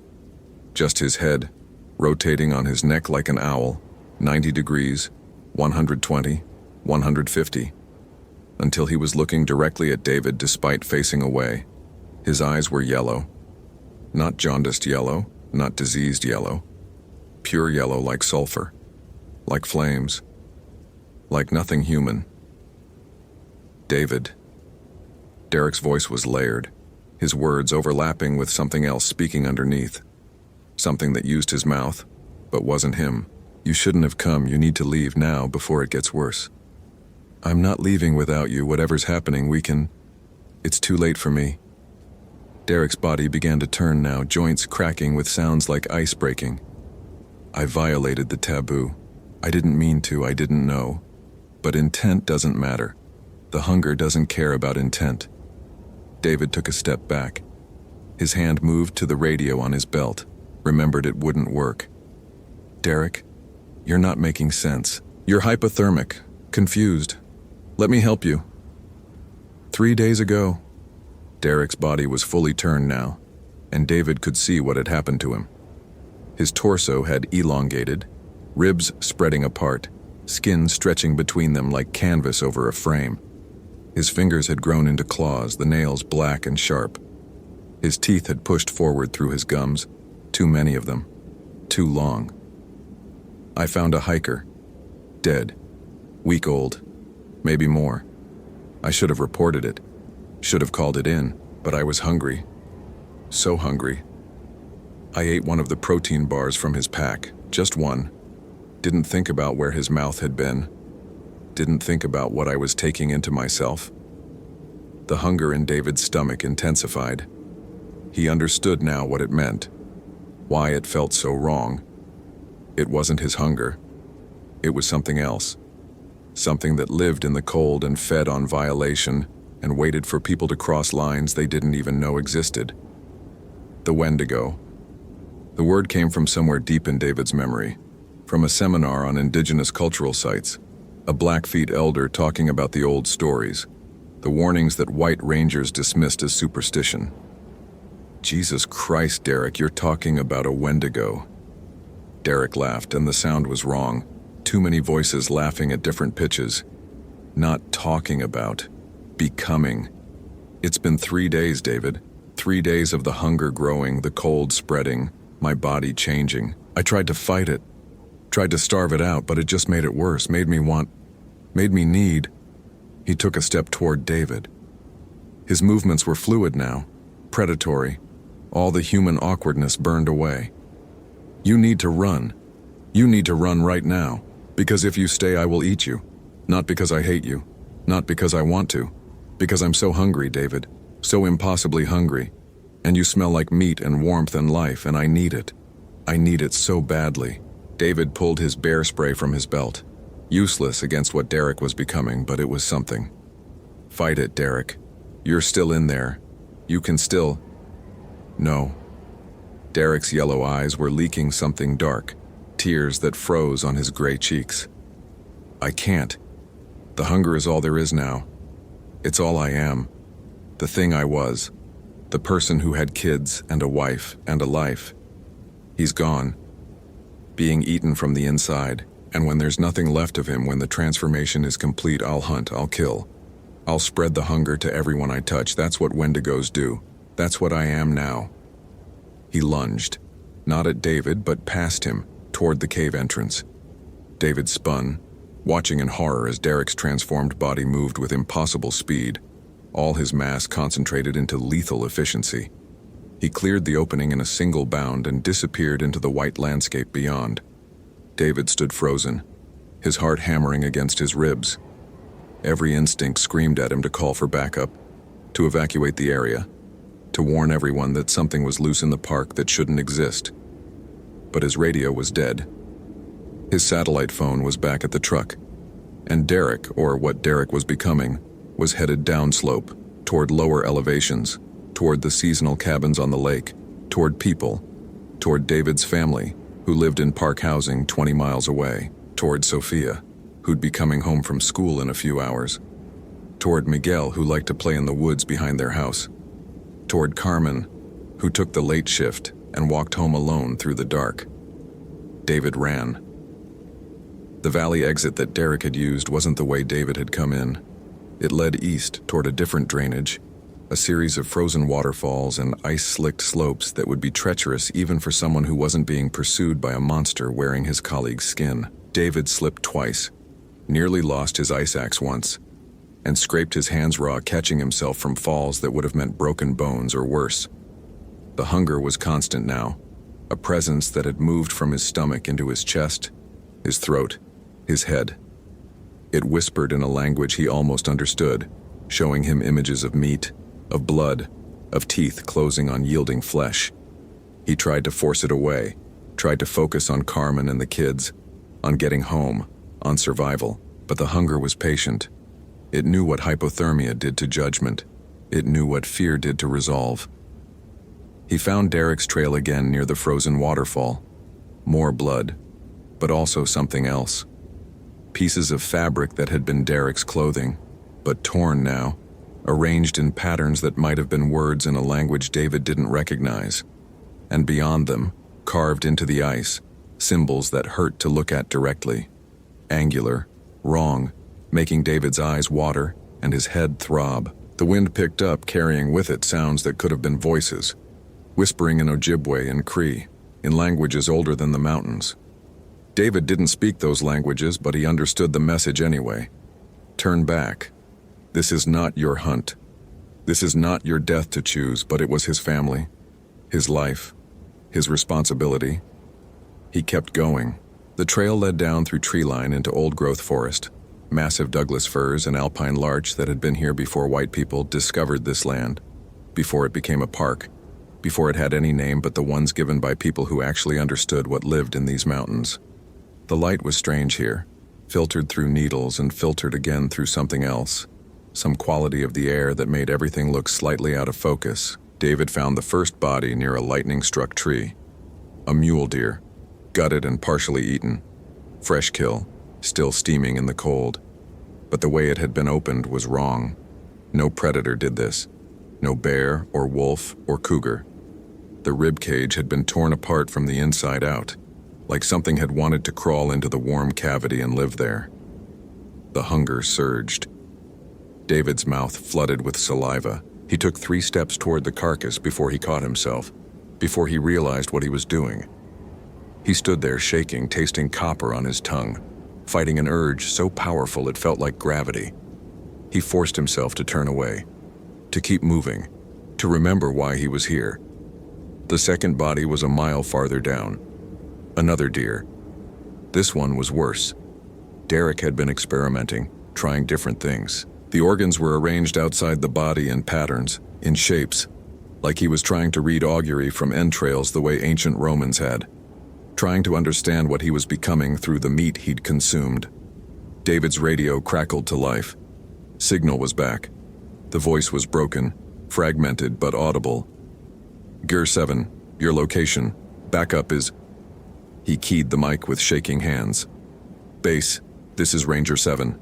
Derek Sullivan is alive but compromised. Possible acute hypothermia with psychotic features. He's heading east-southeast toward Lake McDonald. He's extremely dangerous. You need to evacuate all personnel and residents in his path. You need to do it now. Ranger 7, you're breaking up. Say again? Evacuate Lake McDonald housing. Lock down all facilities. Sullivan is dangerous. He's... The radio died. Not from signal loss. Derek had appeared from behind a tree and crushed it in his fist.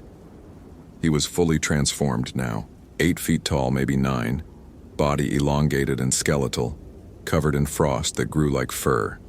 His face was still recognizable, still Derek's nose, Derek's cheekbones, but stretched over a skull that had reshaped itself into something predatory. His yellow eyes burned with intelligence and hunger in equal measure. I told you to run. His voice was clearer now. The human components burned away, leaving only the thing underneath. I told you I couldn't be saved. But you followed anyway, because you're good, because you're brave, because you have people waiting for you at home who need you to survive. And now... He moved so fast, David barely registered it. One moment, Derek was 10 feet away. The next, David was on his back in the snow, the Wendigo's weight crushing his chest, claws pressed against his throat. Now I'm going to eat you. Derek's breath was ice crystals and rot. And you're going to become like me. And together we'll hunt. We'll feed. We'll spread the hunger until everyone in this park, everyone in these mountains, everyone who ever made the mistake of thinking they could tame the wilderness, they'll all understand what it means to truly starve. David couldn't breathe, couldn't move. The claws were pressing down, breaking skin, about to tear through to the artery. He thought about Sophia's birthday party tomorrow, about the 3-tier unicorn cake, about Miguel's construction paper decorations, about Carmen's double shift and the way she'd kissed him goodbye this morning, not knowing it was goodbye forever. And then he thought about what Derek had said, about the taboo, about how he'd eaten from a dead man's supplies, about how the hunger had started not from starvation but from violation, from crossing a line, from taking something that wasn't his to take. David stopped fighting. Do it, he said. Kill me, eat me. If that's what you need, do it. Derek hesitated. The pressure on David's throat eased fractionally. What? You're hungry, I understand. So eat me. Take what you need. I'm offering it freely. No violation, no theft. I'm giving you permission. It doesn't work that way. But there was uncertainty in Derek's voice now, something human struggling to surface through the monster. The hunger doesn't care about permission. It only cares about taking, about violation, about the taboo. Then maybe, David forced out, that's how you fight it, by not taking, by choosing not to violate, by remembering that you had a choice even when you thought you didn't. For a moment, nothing moved. The forest was absolutely silent. Even the wind had stopped. Derek's yellow eyes searched David's face, looking for deception, for tricks, for anything that would justify giving in to the hunger. Then Derek pulled back, stood, took 3 steps backward and collapsed to his knees in the snow. I can't. The voice was Derek's again, fully Derek's, human and breaking. I can't fight it much longer. The hunger is everything. It's all I can think about. But you're right. I still have a choice. Not about being hungry, but about what I do with it. He looked up at David, and his eyes were human again for just a moment. Brown, frightened, aware of what he'd become and what he was losing. You need to kill me. Now. While I'm still myself enough to ask. Before the hunger takes over completely. Please, David. My kids can't know I became this. Carmen can't know. Let them think it was an accident, a fall, hypothermia. Anything but the truth. David struggled to his feet, hand pressed against his bleeding throat. I can't kill you, Derek. There has to be another way. Medical intervention, psychiatric. There's no cure for this. Derek's voice cracked. This isn't disease, it's transformation. It's irreversible. In a few hours, maybe less, I won't be Derek Sullivan anymore. I'll be something that wears his face and hunts his friends, and eventually, inevitably, I'll find my way to his home and his family, and I'll... He choked on the words. I can't let that happen. I won't. He stood, his body shifting back toward its monstrous form, the human facade crumbling. If you won't do it, I'll force you to. I'll make you afraid enough, desperate enough, whatever it takes. Because this is the last good thing I can do, the last choice I can make while I'm still human enough to make it. David understood then. Understood what Derek was asking, what he needed. Not a ranger to ranger, not colleague to colleague, but one father to another, one man who loved his children to another man who loved his just as much. The mercy that came not from pity, but from understanding exactly what was at stake. David pulled his service weapon, a Glock 22 that he'd carried for 6 years and never fired outside the range. His hands were shaking. Are you sure? No. Derek smiled, and it was his real smile, the one David remembered from that rescue in July, from coffee breaks at the station, from all the ordinary moments of an ordinary life that was ending in the most extraordinary way. But I'm sure about what happens if you don't, and I'm sure my kids deserve better than a monster wearing their father's face. I'll tell them you were a hero. David's voice cracked. I'll tell them you saved people. I'll make sure they know. Thank you. Derek knelt in the snow again, his transformation accelerating, body elongating, frost spreading across his skin like fast-growing mold. Do it now, please, before I change my mind, before there's no mind left to change. David aimed. His training kicked in. Center mass, controlled breathing, squeeze, don't pull. But this wasn't a paper target. This was Derek Sullivan, 29 years old, father of 2, good ranger, good man, who'd made one mistake and paid for it with everything. I'm sorry, David whispered. Me too. Derek's eyes were yellow again, but still human in the center, still Derek looking out. Tell my kids. David fired 3 times. Center mass just like training. Derek's body jerked, fell, lay still in the snow. The frost on his skin began to melt, the supernatural cold retreating, leaving behind only a man who died too young, too far from home, in the grip of something no training could prepare you for. David sank to his knees. The gun fell from his hands. He'd just killed a colleague, a friend. The official report would call it self-defense, justified use of force against an armed threat. But David would always know the truth, would always carry this moment, this choice, this necessary evil. The hunger was gone. Whatever had connected him to the Wendigo curse, whatever shadow of it had touched him through proximity to Derek's transformation, it had died with Derek. David's stomach felt normal again. Empty, yes, but normally empty. The kind of empty that a sandwich would fix, not the kind that could never be filled. He used his satellite phone to call it in, gave his coordinates, told them officer involved shooting, ranger down, need immediate evac. They asked questions he couldn't answer. Promised backup was en route. Told him to secure the scene and wait. He waited. Sat in the snow next to Derek's body and waited. The sun moved across the sky, indifferent to tragedy. The cold settled in, natural cold this time, the kind that could be fought with proper clothing and movement. In the distance, he heard the helicopter approaching. They'd ask questions. There would be investigations, paperwork, psychological evaluations. David would tell them most of the truth. would leave out the parts about monsters and transformations and ancient taboos, would frame it as a medical emergency, a psychotic break brought on by hypothermia and isolation. And they'd believe him because the alternative was impossible. But David would know, would carry the knowledge like a weight, would look at his children and understand, really understand, why certain lines existed, why certain rules mattered, why the wilderness, the real wilderness, demanded respect, not just for its beauty, but for its absolute indifference to human life and human rules. He'd put in for a transfer. Take the family back to Phoenix, back to heat and concrete, and places where the hunger didn't live in the cold spaces between trees. Carmen would be relieved. Sophia and Miguel would adjust. Life would go on. But sometimes David knew. He'd wake in the middle of the night remembering yellow eyes and impossible hunger. He'd check the locks on the doors and windows. He'd make sure his kids were safe, warm, fed.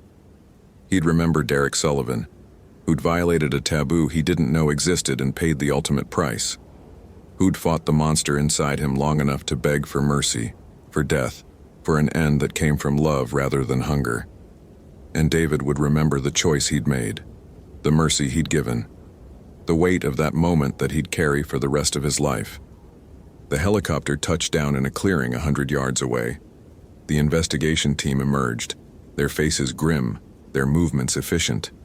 David stood, raised his hands to show he was unarmed, waited to be processed through the machinery of official response.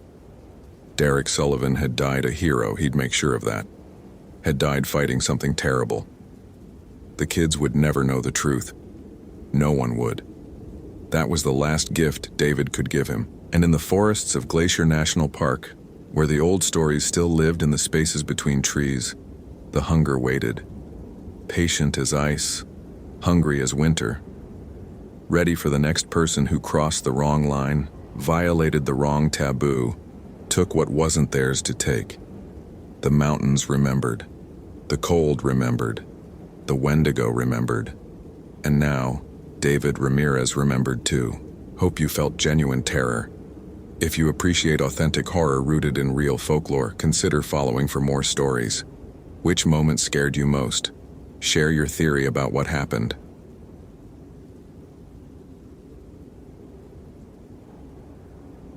I'm so hungry I could eat myself. Amanda Castellano looked up from her incident report, pen frozen mid-signature. Sophia Carr stood in the doorway of the ranger station, her silhouette backlit by the November twilight. Something about the way she'd said it, flat, emotionless like reading from a script, made Amanda's scalp prickle. Long patrol? Amanda asked, keeping her voice casual. Sophia didn't answer. She stood perfectly still for another 3 seconds, then walked to her locker without acknowledging the question. Her movements were stiff, mechanical. She'd been gone for 6 days on a solo wilderness survey of the northern backcountry, and she looked like she'd aged a decade. Her cheeks were hollow, eyes sunken deep in bruised sockets. The smell coming off her was wrong, not just unwashed, but something underneath that. Something rancid. Amanda had been a ranger at Glacier National Park for 17 years.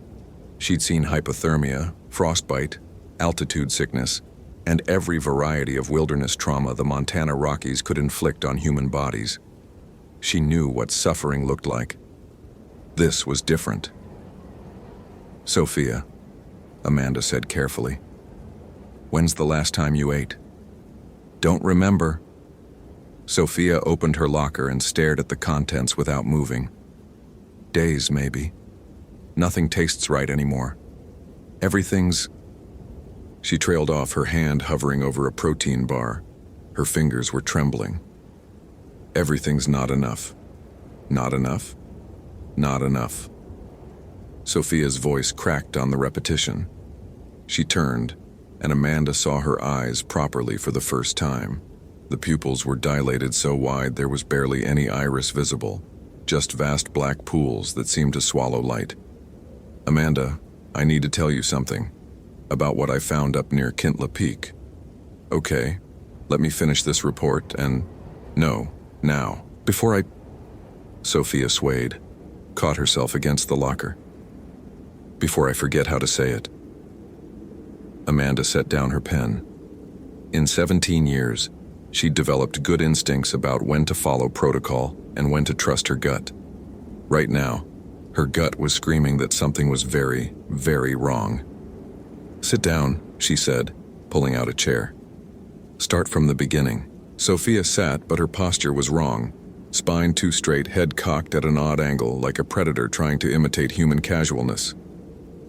"I was surveying the northwestern quadrant, mile marker 47. You know that area, old-growth forest, mostly pine and spruce.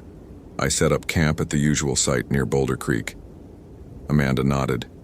She knew the location. Remote, but not dangerously so. Good visibility, access to water, reasonable hiking distance from the nearest trail. "First night was normal," Sophia continued. Her voice had gone flat again, that same reading from a script quality. "Second night, I heard something moving through the trees. Big. Bigger than a bear and moving wrong, not on 4 legs. 2. Could have been another hiker. At 3 in the morning? In November? 12 miles from the nearest trail?" Sophia's laugh was brittle. "I thought the same thing. Told myself it was nothing. But the third night I saw it.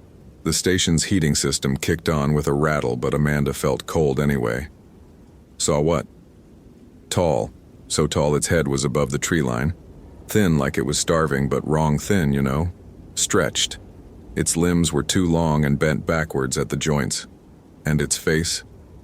Sophia's trembling intensified. "Its face was human. Or used to be.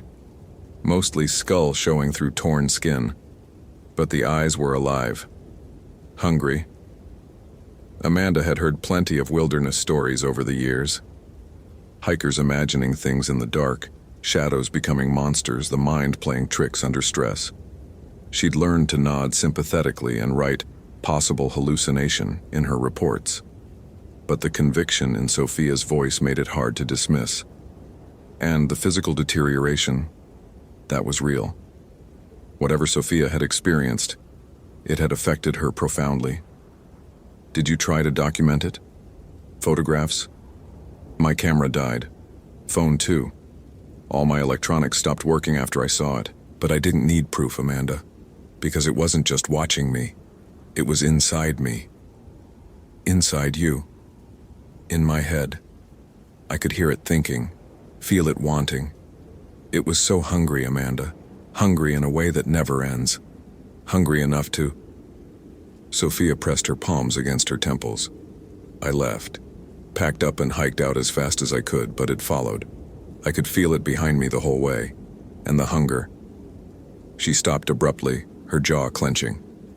For a moment she just breathed, each exhalation visible in the cold air despite the heating system.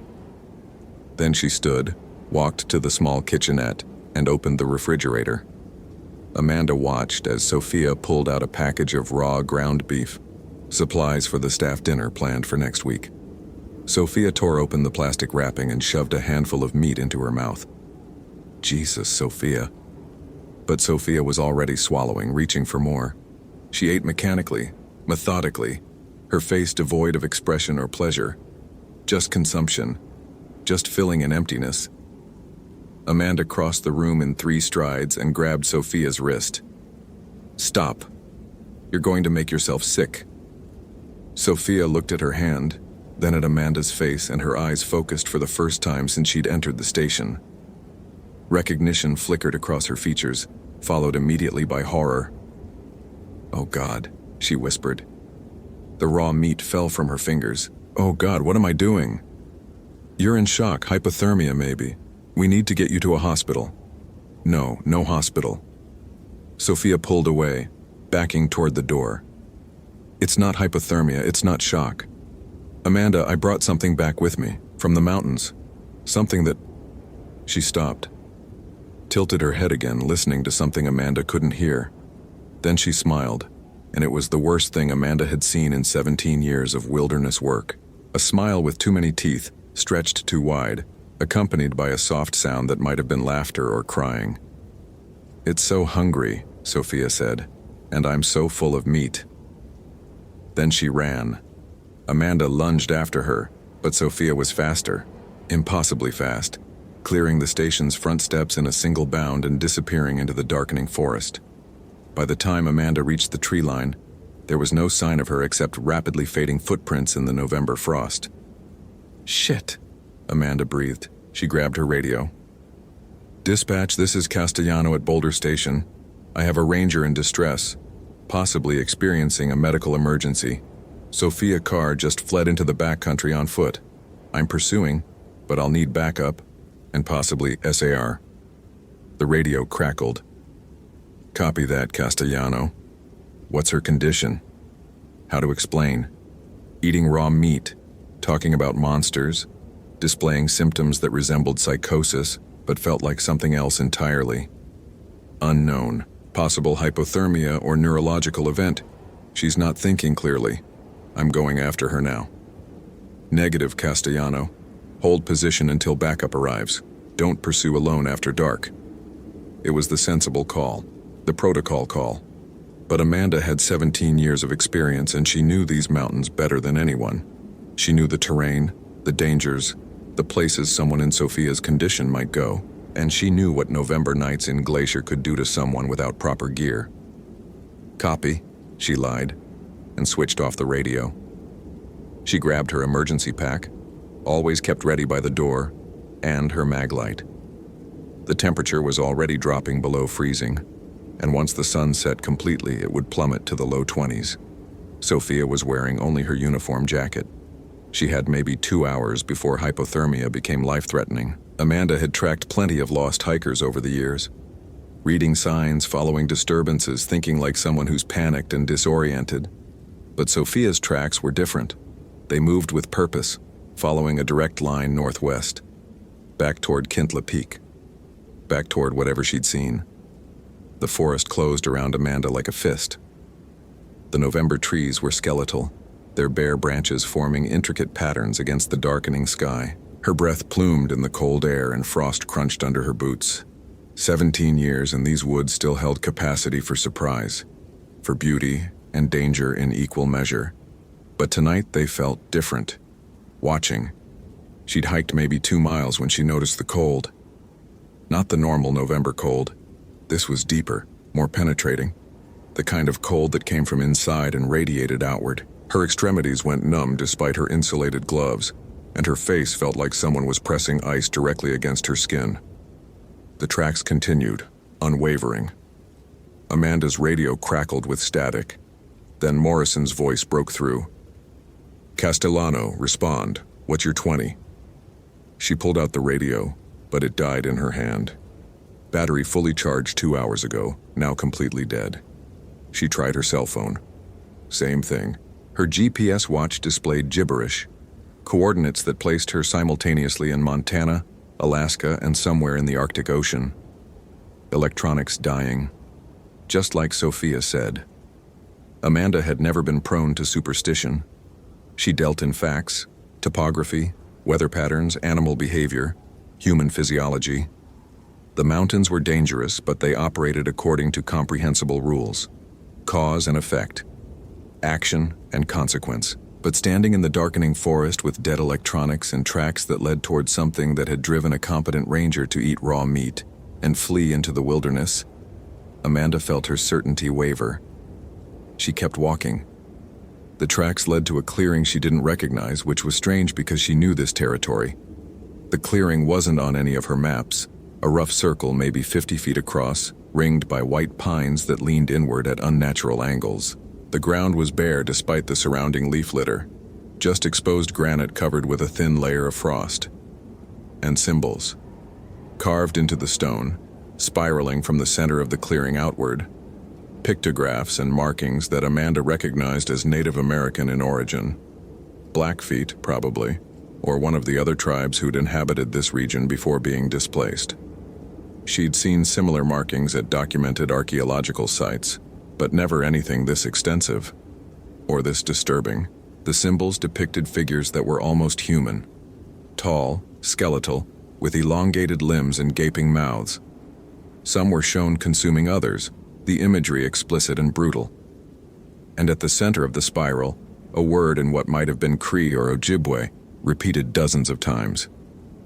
Weedico Amanda pulled out her field notebook and copied the word, her fingers clumsy with cold. She'd studied Indigenous history as part of her ranger training, but this term wasn't familiar, some local legend probably. A cautionary tale to keep people away from dangerous areas.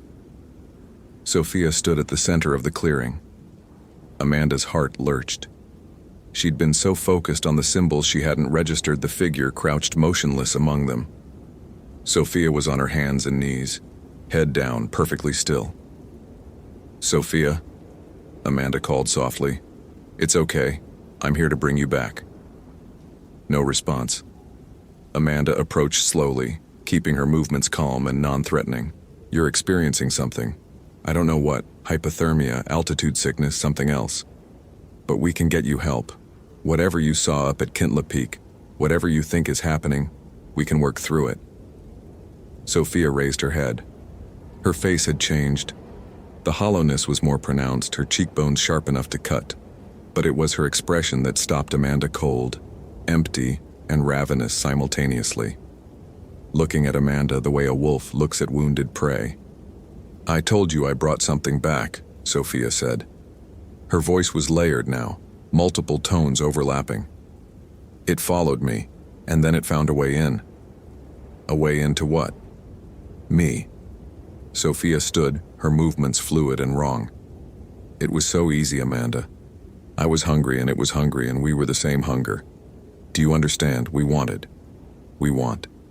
And there's so much meat in the world."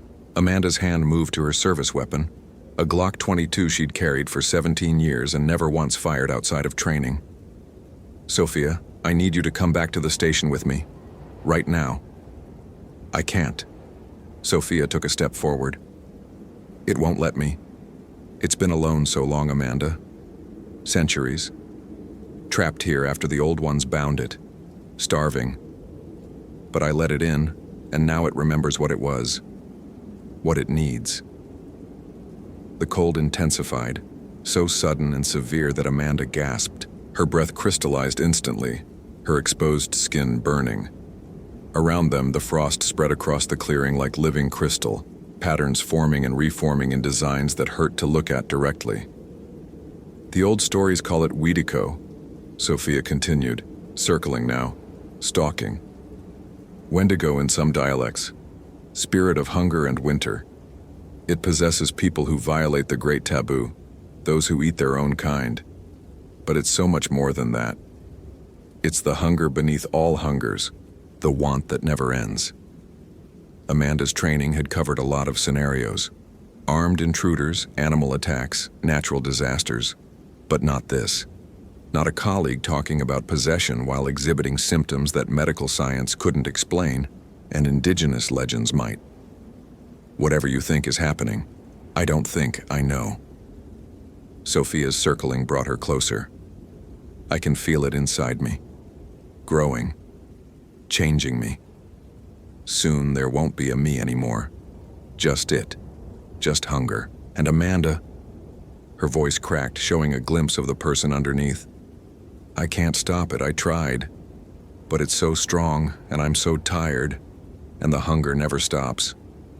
For a moment, just a moment, Amanda saw her colleague, saw the fear and anguish beneath the possession, saw Sophia fighting against something that was devouring her from the inside. Then the moment passed, and Sophia's face went blank again. "Run," she whispered. "Please run. While I can still tell you to." Amanda ran. She crashed through the forest, branches whipping her face, roots trying to trip her. Behind her, something moved through the trees, fast and getting faster. Not footsteps, something else. The crack of breaking branches, the hiss of disturbed air, and beneath it all a sound like wind through dead leaves. Like breathing, if breathing could be hungry. Her maglite beam bounced wildly, illuminating fragments. Twisted bark, frost spreading in impossible patterns. Shadows that moved independently of her light. The forest had transformed into something alien, every familiar landmark rendered strange and threatening. She burst onto a hiking trail, finally something she recognized. The Kintla Lake Trail, which meant the ranger station was 4 miles east. She had her emergency pack, her weapon, her training. She could make it. The breathing sound grew closer. Amanda chanced to look over her shoulder and immediately wished she hadn't. The thing following her was no longer Sophia, or was Sophia transformed beyond recognition? It ran on all fours despite having a human shape, its limbs bent at wrong angles to accommodate the movement. Its face was elongated, jaw unhinged, eyes reflecting her flashlight beam like an animal's. But it still wore Sophia's uniform jacket. Amanda put on speed, her lungs burning in the frigid air. 4 miles. She'd run 4 miles plenty of times. She could do this. The trail ahead split, and Amanda took the left fork without thinking. Muscle memory from 17 years of hiking these paths. But the trail wasn't right. It twisted back on itself, leading not toward the station, but deeper into the wilderness. She tried to retrace her steps, but the forest had rearranged itself somehow. Every path led wrong. She was lost in terrain she knew better than her own apartment. The Sophia thing emerged from the trees ahead, cutting off her escape. It stood upright now, head tilted, studying her with what might have been curiosity. Its fingers had elongated into claws, tearing through the gloves it still wore. Frost crystallized on its skin, spreading in fractal patterns. "You can't run from hunger," it said in Sophia's voice, layered with that deeper tone. "Everyone has it inside them. The want, the need. I can smell it on you, Amanda. Your hunger." "I'm not hungry." "Liar." The thing smiled. "You hunger for control, for certainty. You've spent 17 years mastering these mountains, learning their secrets, making them knowable. But there are things that can't be known, hungers that can't be satisfied, and I can teach you." It lunged. Amanda fired 3 times, center mass, the way she'd been trained. The shots were deafening in the forest quiet, and at this range, she couldn't miss, didn't miss. She saw the impacts, saw the Sophia thing stagger, but it didn't fall. It looked down at the wounds, then back at Amanda, and laughed with Sophia's voice. "This body's already dying," it said. "Bullets just make it faster. And when it's finally used up, I'll just find another. Maybe yours." It came again, impossibly fast. Amanda threw herself sideways, rolled, came up running. Her radio crackled suddenly, Morrison's voice cutting through the static. "Yano, respond. Multiple rangers en route to your last known..." The signal died, but it gave her hope. Backup was coming. She just had to survive until they arrived. The forest opened into another clearing, this one natural, a granite outcropping that offered a panoramic view of the valley below. The main ranger station was visible in the distance, lights warm and inviting, less than 2 miles away as the crow flies. Impossible to reach with the Sophia thing between her and safety. Amanda's back was literally against the wall, a sheer drop behind her, the possessed thing in front. Her weapon was useless. Her radio dead. She was out of options. Except one. "Tell me how to stop it," Amanda called. "The real Sophia is still in there. I saw her. She told me to run because she was fighting it, so fight harder. Tell me how to kill it." The thing tilted its head, considering. Then Sophia's voice emerged, clearer than before. "You can't kill it. It's not alive, but you can trap it. The old ones did it before. The symbols in the clearing, they're a binding circle. If you can get it back there, complete the spiral, you can lock it away again." "How do I complete the spiral?" "Blood and intent. The spiral needs a sacrifice to close, someone willing to anchor the binding." Sophia's face twisted with effort. "It's fighting me. I can't hold it much longer. Amanda, listen. It wants to jump to you. That's what it's been doing. Sophia is just its current host. If you let it in even for a moment, it'll take root. Then I won't let it in. Everyone lets it in eventually. Everyone has hunger. Everyone wants. And the Wendigo is want made manifest." The Sophia thing took a step forward. "I can feel your hunger even now, Amanda. Your need for control, for understanding, for certainty in an uncertain world. Let me in, and I can show you what's beneath all that. The truth of what humans really are. And what's that? Hungry. It lunged again, but this time Amanda was ready. She'd palmed a flare from her emergency pack and she fired it point blank into the thing's chest. The magnesium ignited, burning at 3,000 degrees, and the Sophia thing shrieked, a sound that had nothing human in it. It stumbled backward, clawing at the burning flare embedded in its torso. The smell was horrific, burning meat and something worse, something that made Amanda's gorge rise. But it bought her time. She ran, not away but toward the first clearing. Back to the symbols, back to the spiral that might be her only chance. The forest fought her every step. Roots grabbed her ankles, branches whipped her face, the cold intensified until her lungs burned with each breath. But Amanda had 17 years of experience and she knew how to push through pain.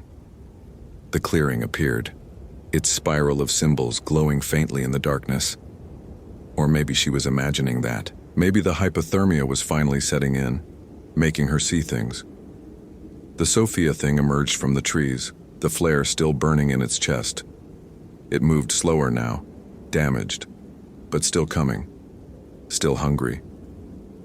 Amanda stood at the center of the spiral and pulled out her Benchmade knife. Blood and intent, Sophia had said. Someone willing to anchor the binding. "I'm sorry," she said to the thing that used to be her colleague. "I should have been faster. Should have recognized the signs earlier. Should have fed me," the Wendigo said, using Sophia's mouth. "Should have let me in when I asked nicely. But humans always resist, always deny what they are. It makes the hunger sweeter when they finally break." It stepped into the clearing, crossing the outer ring of symbols. Frost spread from its feet, coating the carved stone. Amanda cut her palm, a quick, deep slash, and let blood drip onto the central symbol. "By whatever power bound you before," she said, improvising, "I bind you again. This circle is closed. This hunger ends here." The Wendigo laughed. "You think it's that easy? A little blood and some words?" The old ones spent months preparing the original binding. They starved themselves to understand hunger. They committed terrible acts to know the Wendigo's nature. And even then, they could only trap it temporarily. "What makes you think?" It stopped. The symbols were glowing now. Definitely glowing, not Amanda's imagination. Pale blue light spreading from the center outward, following the spiral pattern. The Wendigo looked down and realized its mistake. It had entered the circle willingly, drawn by its hunger for Amanda. "No," it said. "No, this isn't." The light intensified, becoming painful to look at directly. The Sophia thing tried to flee, but invisible chains held it in place. It shrieked again, thrashing against the binding, and Amanda saw something emerge from Sophia's body. A shadow that was somehow more solid than shadow should be. Tall and skeletal, just like Sophia had described. A Wendigo in its true form. The binding circle pulsed and the shadow was drawn back into the symbols, compressed, contained. Sophia collapsed. Amanda rushed forward, catching her before she hit the stone. Sophia was breathing, barely, her body racked with violent shivers. The wounds from Amanda's bullets were visible now, no longer suppressed by the Wendigo's presence. Bad wounds. Fatal, maybe. "Did it work?" Sophia whispered. "I don't know. I'm so cold, Amanda, and so hungry. But it's my hunger now. Just mine. Human hunger." She smiled weakly. "That's something, right?" "That's something," Amanda agreed. Sophia's eyes started to close. The spiral isn't complete. The binding won't hold forever. Eventually it'll break free and find another host. Unless what? Unless someone stays. Someone to anchor it. To keep the spiral closed through will and presence. Sophia's hand gripped Amanda's arm with surprising strength. "I can do that. I invited it in. My responsibility to keep it out. You're hurt. You need medical attention. I'm dying, Amanda, we both know that. But I can do this one thing. I can make sure it doesn't hurt anyone else." Her grip loosened. "Tell my sister I'm sorry. Tell her I loved her." "Sophia." But Sophia was already gone, her last breath misting in the cold air. And as she died, the symbols flared brightly, then settled into a steady glow, the spiral complete, the binding sealed. Amanda knelt there for a long time, holding her colleague's body, feeling the cold seep into her bones. She'd been a ranger for 17 years. She'd seen death before, had carried bodies out of the wilderness, had notified next of kin, had written reports that reduced tragedy to bureaucratic language. But this was different. She'd witnessed something that shouldn't exist, had seen her colleague possessed by a hunger so vast it transcended human understanding, had bound a spirit from indigenous legend using blood and symbols and sheer desperate will. And now she had to figure out how to explain it. The backup Morrison had promised arrived 40 minutes later, 3 rangers with searchlights and medical equipment. They found Amanda sitting beside Sophia's body, both of them covered in frost. "What happened?" Morrison asked, kneeling beside them. Amanda looked at him, this man she'd worked alongside for 7 years. Looked at the other rangers, people she trusted with her life. And she tried to find words for what she'd experienced. "Hypothermia," she said finally. "Sophia got disoriented during her patrol. Neurological event, maybe. She fled the station and I pursued. By the time I caught up, she was already gone." Morrison's eyes were sharp. "And the gunshot wounds?" "She attacked me. I didn't have a choice." It was barely a lie. Close enough to truth that she could almost believe it herself. They carried Sophia's body back to the station. Paramedics examined Amanda and diagnosed severe hypothermia, minor frostbite, and shock. She was transported to a hospital in Kalispell, kept for observation, and released 3 days later. The official investigation concluded that Sophia Carr had suffered a sudden psychological break during an extended solo patrol. Contributing factors included isolation, extreme cold, and possible contamination of her water supply leading to neurological symptoms. Ranger Amanda Castellano had pursued against protocol, but likely saved herself from freezing to death by staying mobile. The discharge of her weapon was deemed justified. Case closed. But Amanda knew better. She researched the term she'd copied from the clearing, Wetiko, found it in anthropological texts about Algonquian and Cree mythology. The Wendigo, a spirit of insatiable hunger that possessed humans who turned to cannibalism. The legends described it exactly as Sophia had: tall, skeletal, eternally starving. And according to the stories, it could never be permanently destroyed. Only bound, only contained, and only at great cost. The Blackfeet elders she carefully reached out to, unofficially without identifying herself, confirmed that certain places in Glacier were considered spiritually dangerous. Places where the barrier between worlds was thin. Places where Wendigos had once walked. Places where they could walk again if the bindings failed. Amanda returned to work a month later. She was offered a transfer, a promotion to a station with more staff and less isolation. She declined. Someone needed to watch the clearing. Someone needed to make sure the symbols stayed intact. Someone needed to remember what Sophia had sacrificed. She hiked to the clearing once a month. The symbols were always there, glowing faintly in the darkness. Sometimes she thought she heard breathing sounds from the center of the spiral. Sometimes she felt the hunger pressing against the binding, testing for weaknesses. But it held. For now. Amanda updated her will to include instructions for her replacement, coded carefully, so they'd seem like superstitious folklore unless you knew what to look for. She marked the clearing on private maps. She studied indigenous binding rituals and gathered the materials that might be needed if the spiral ever failed.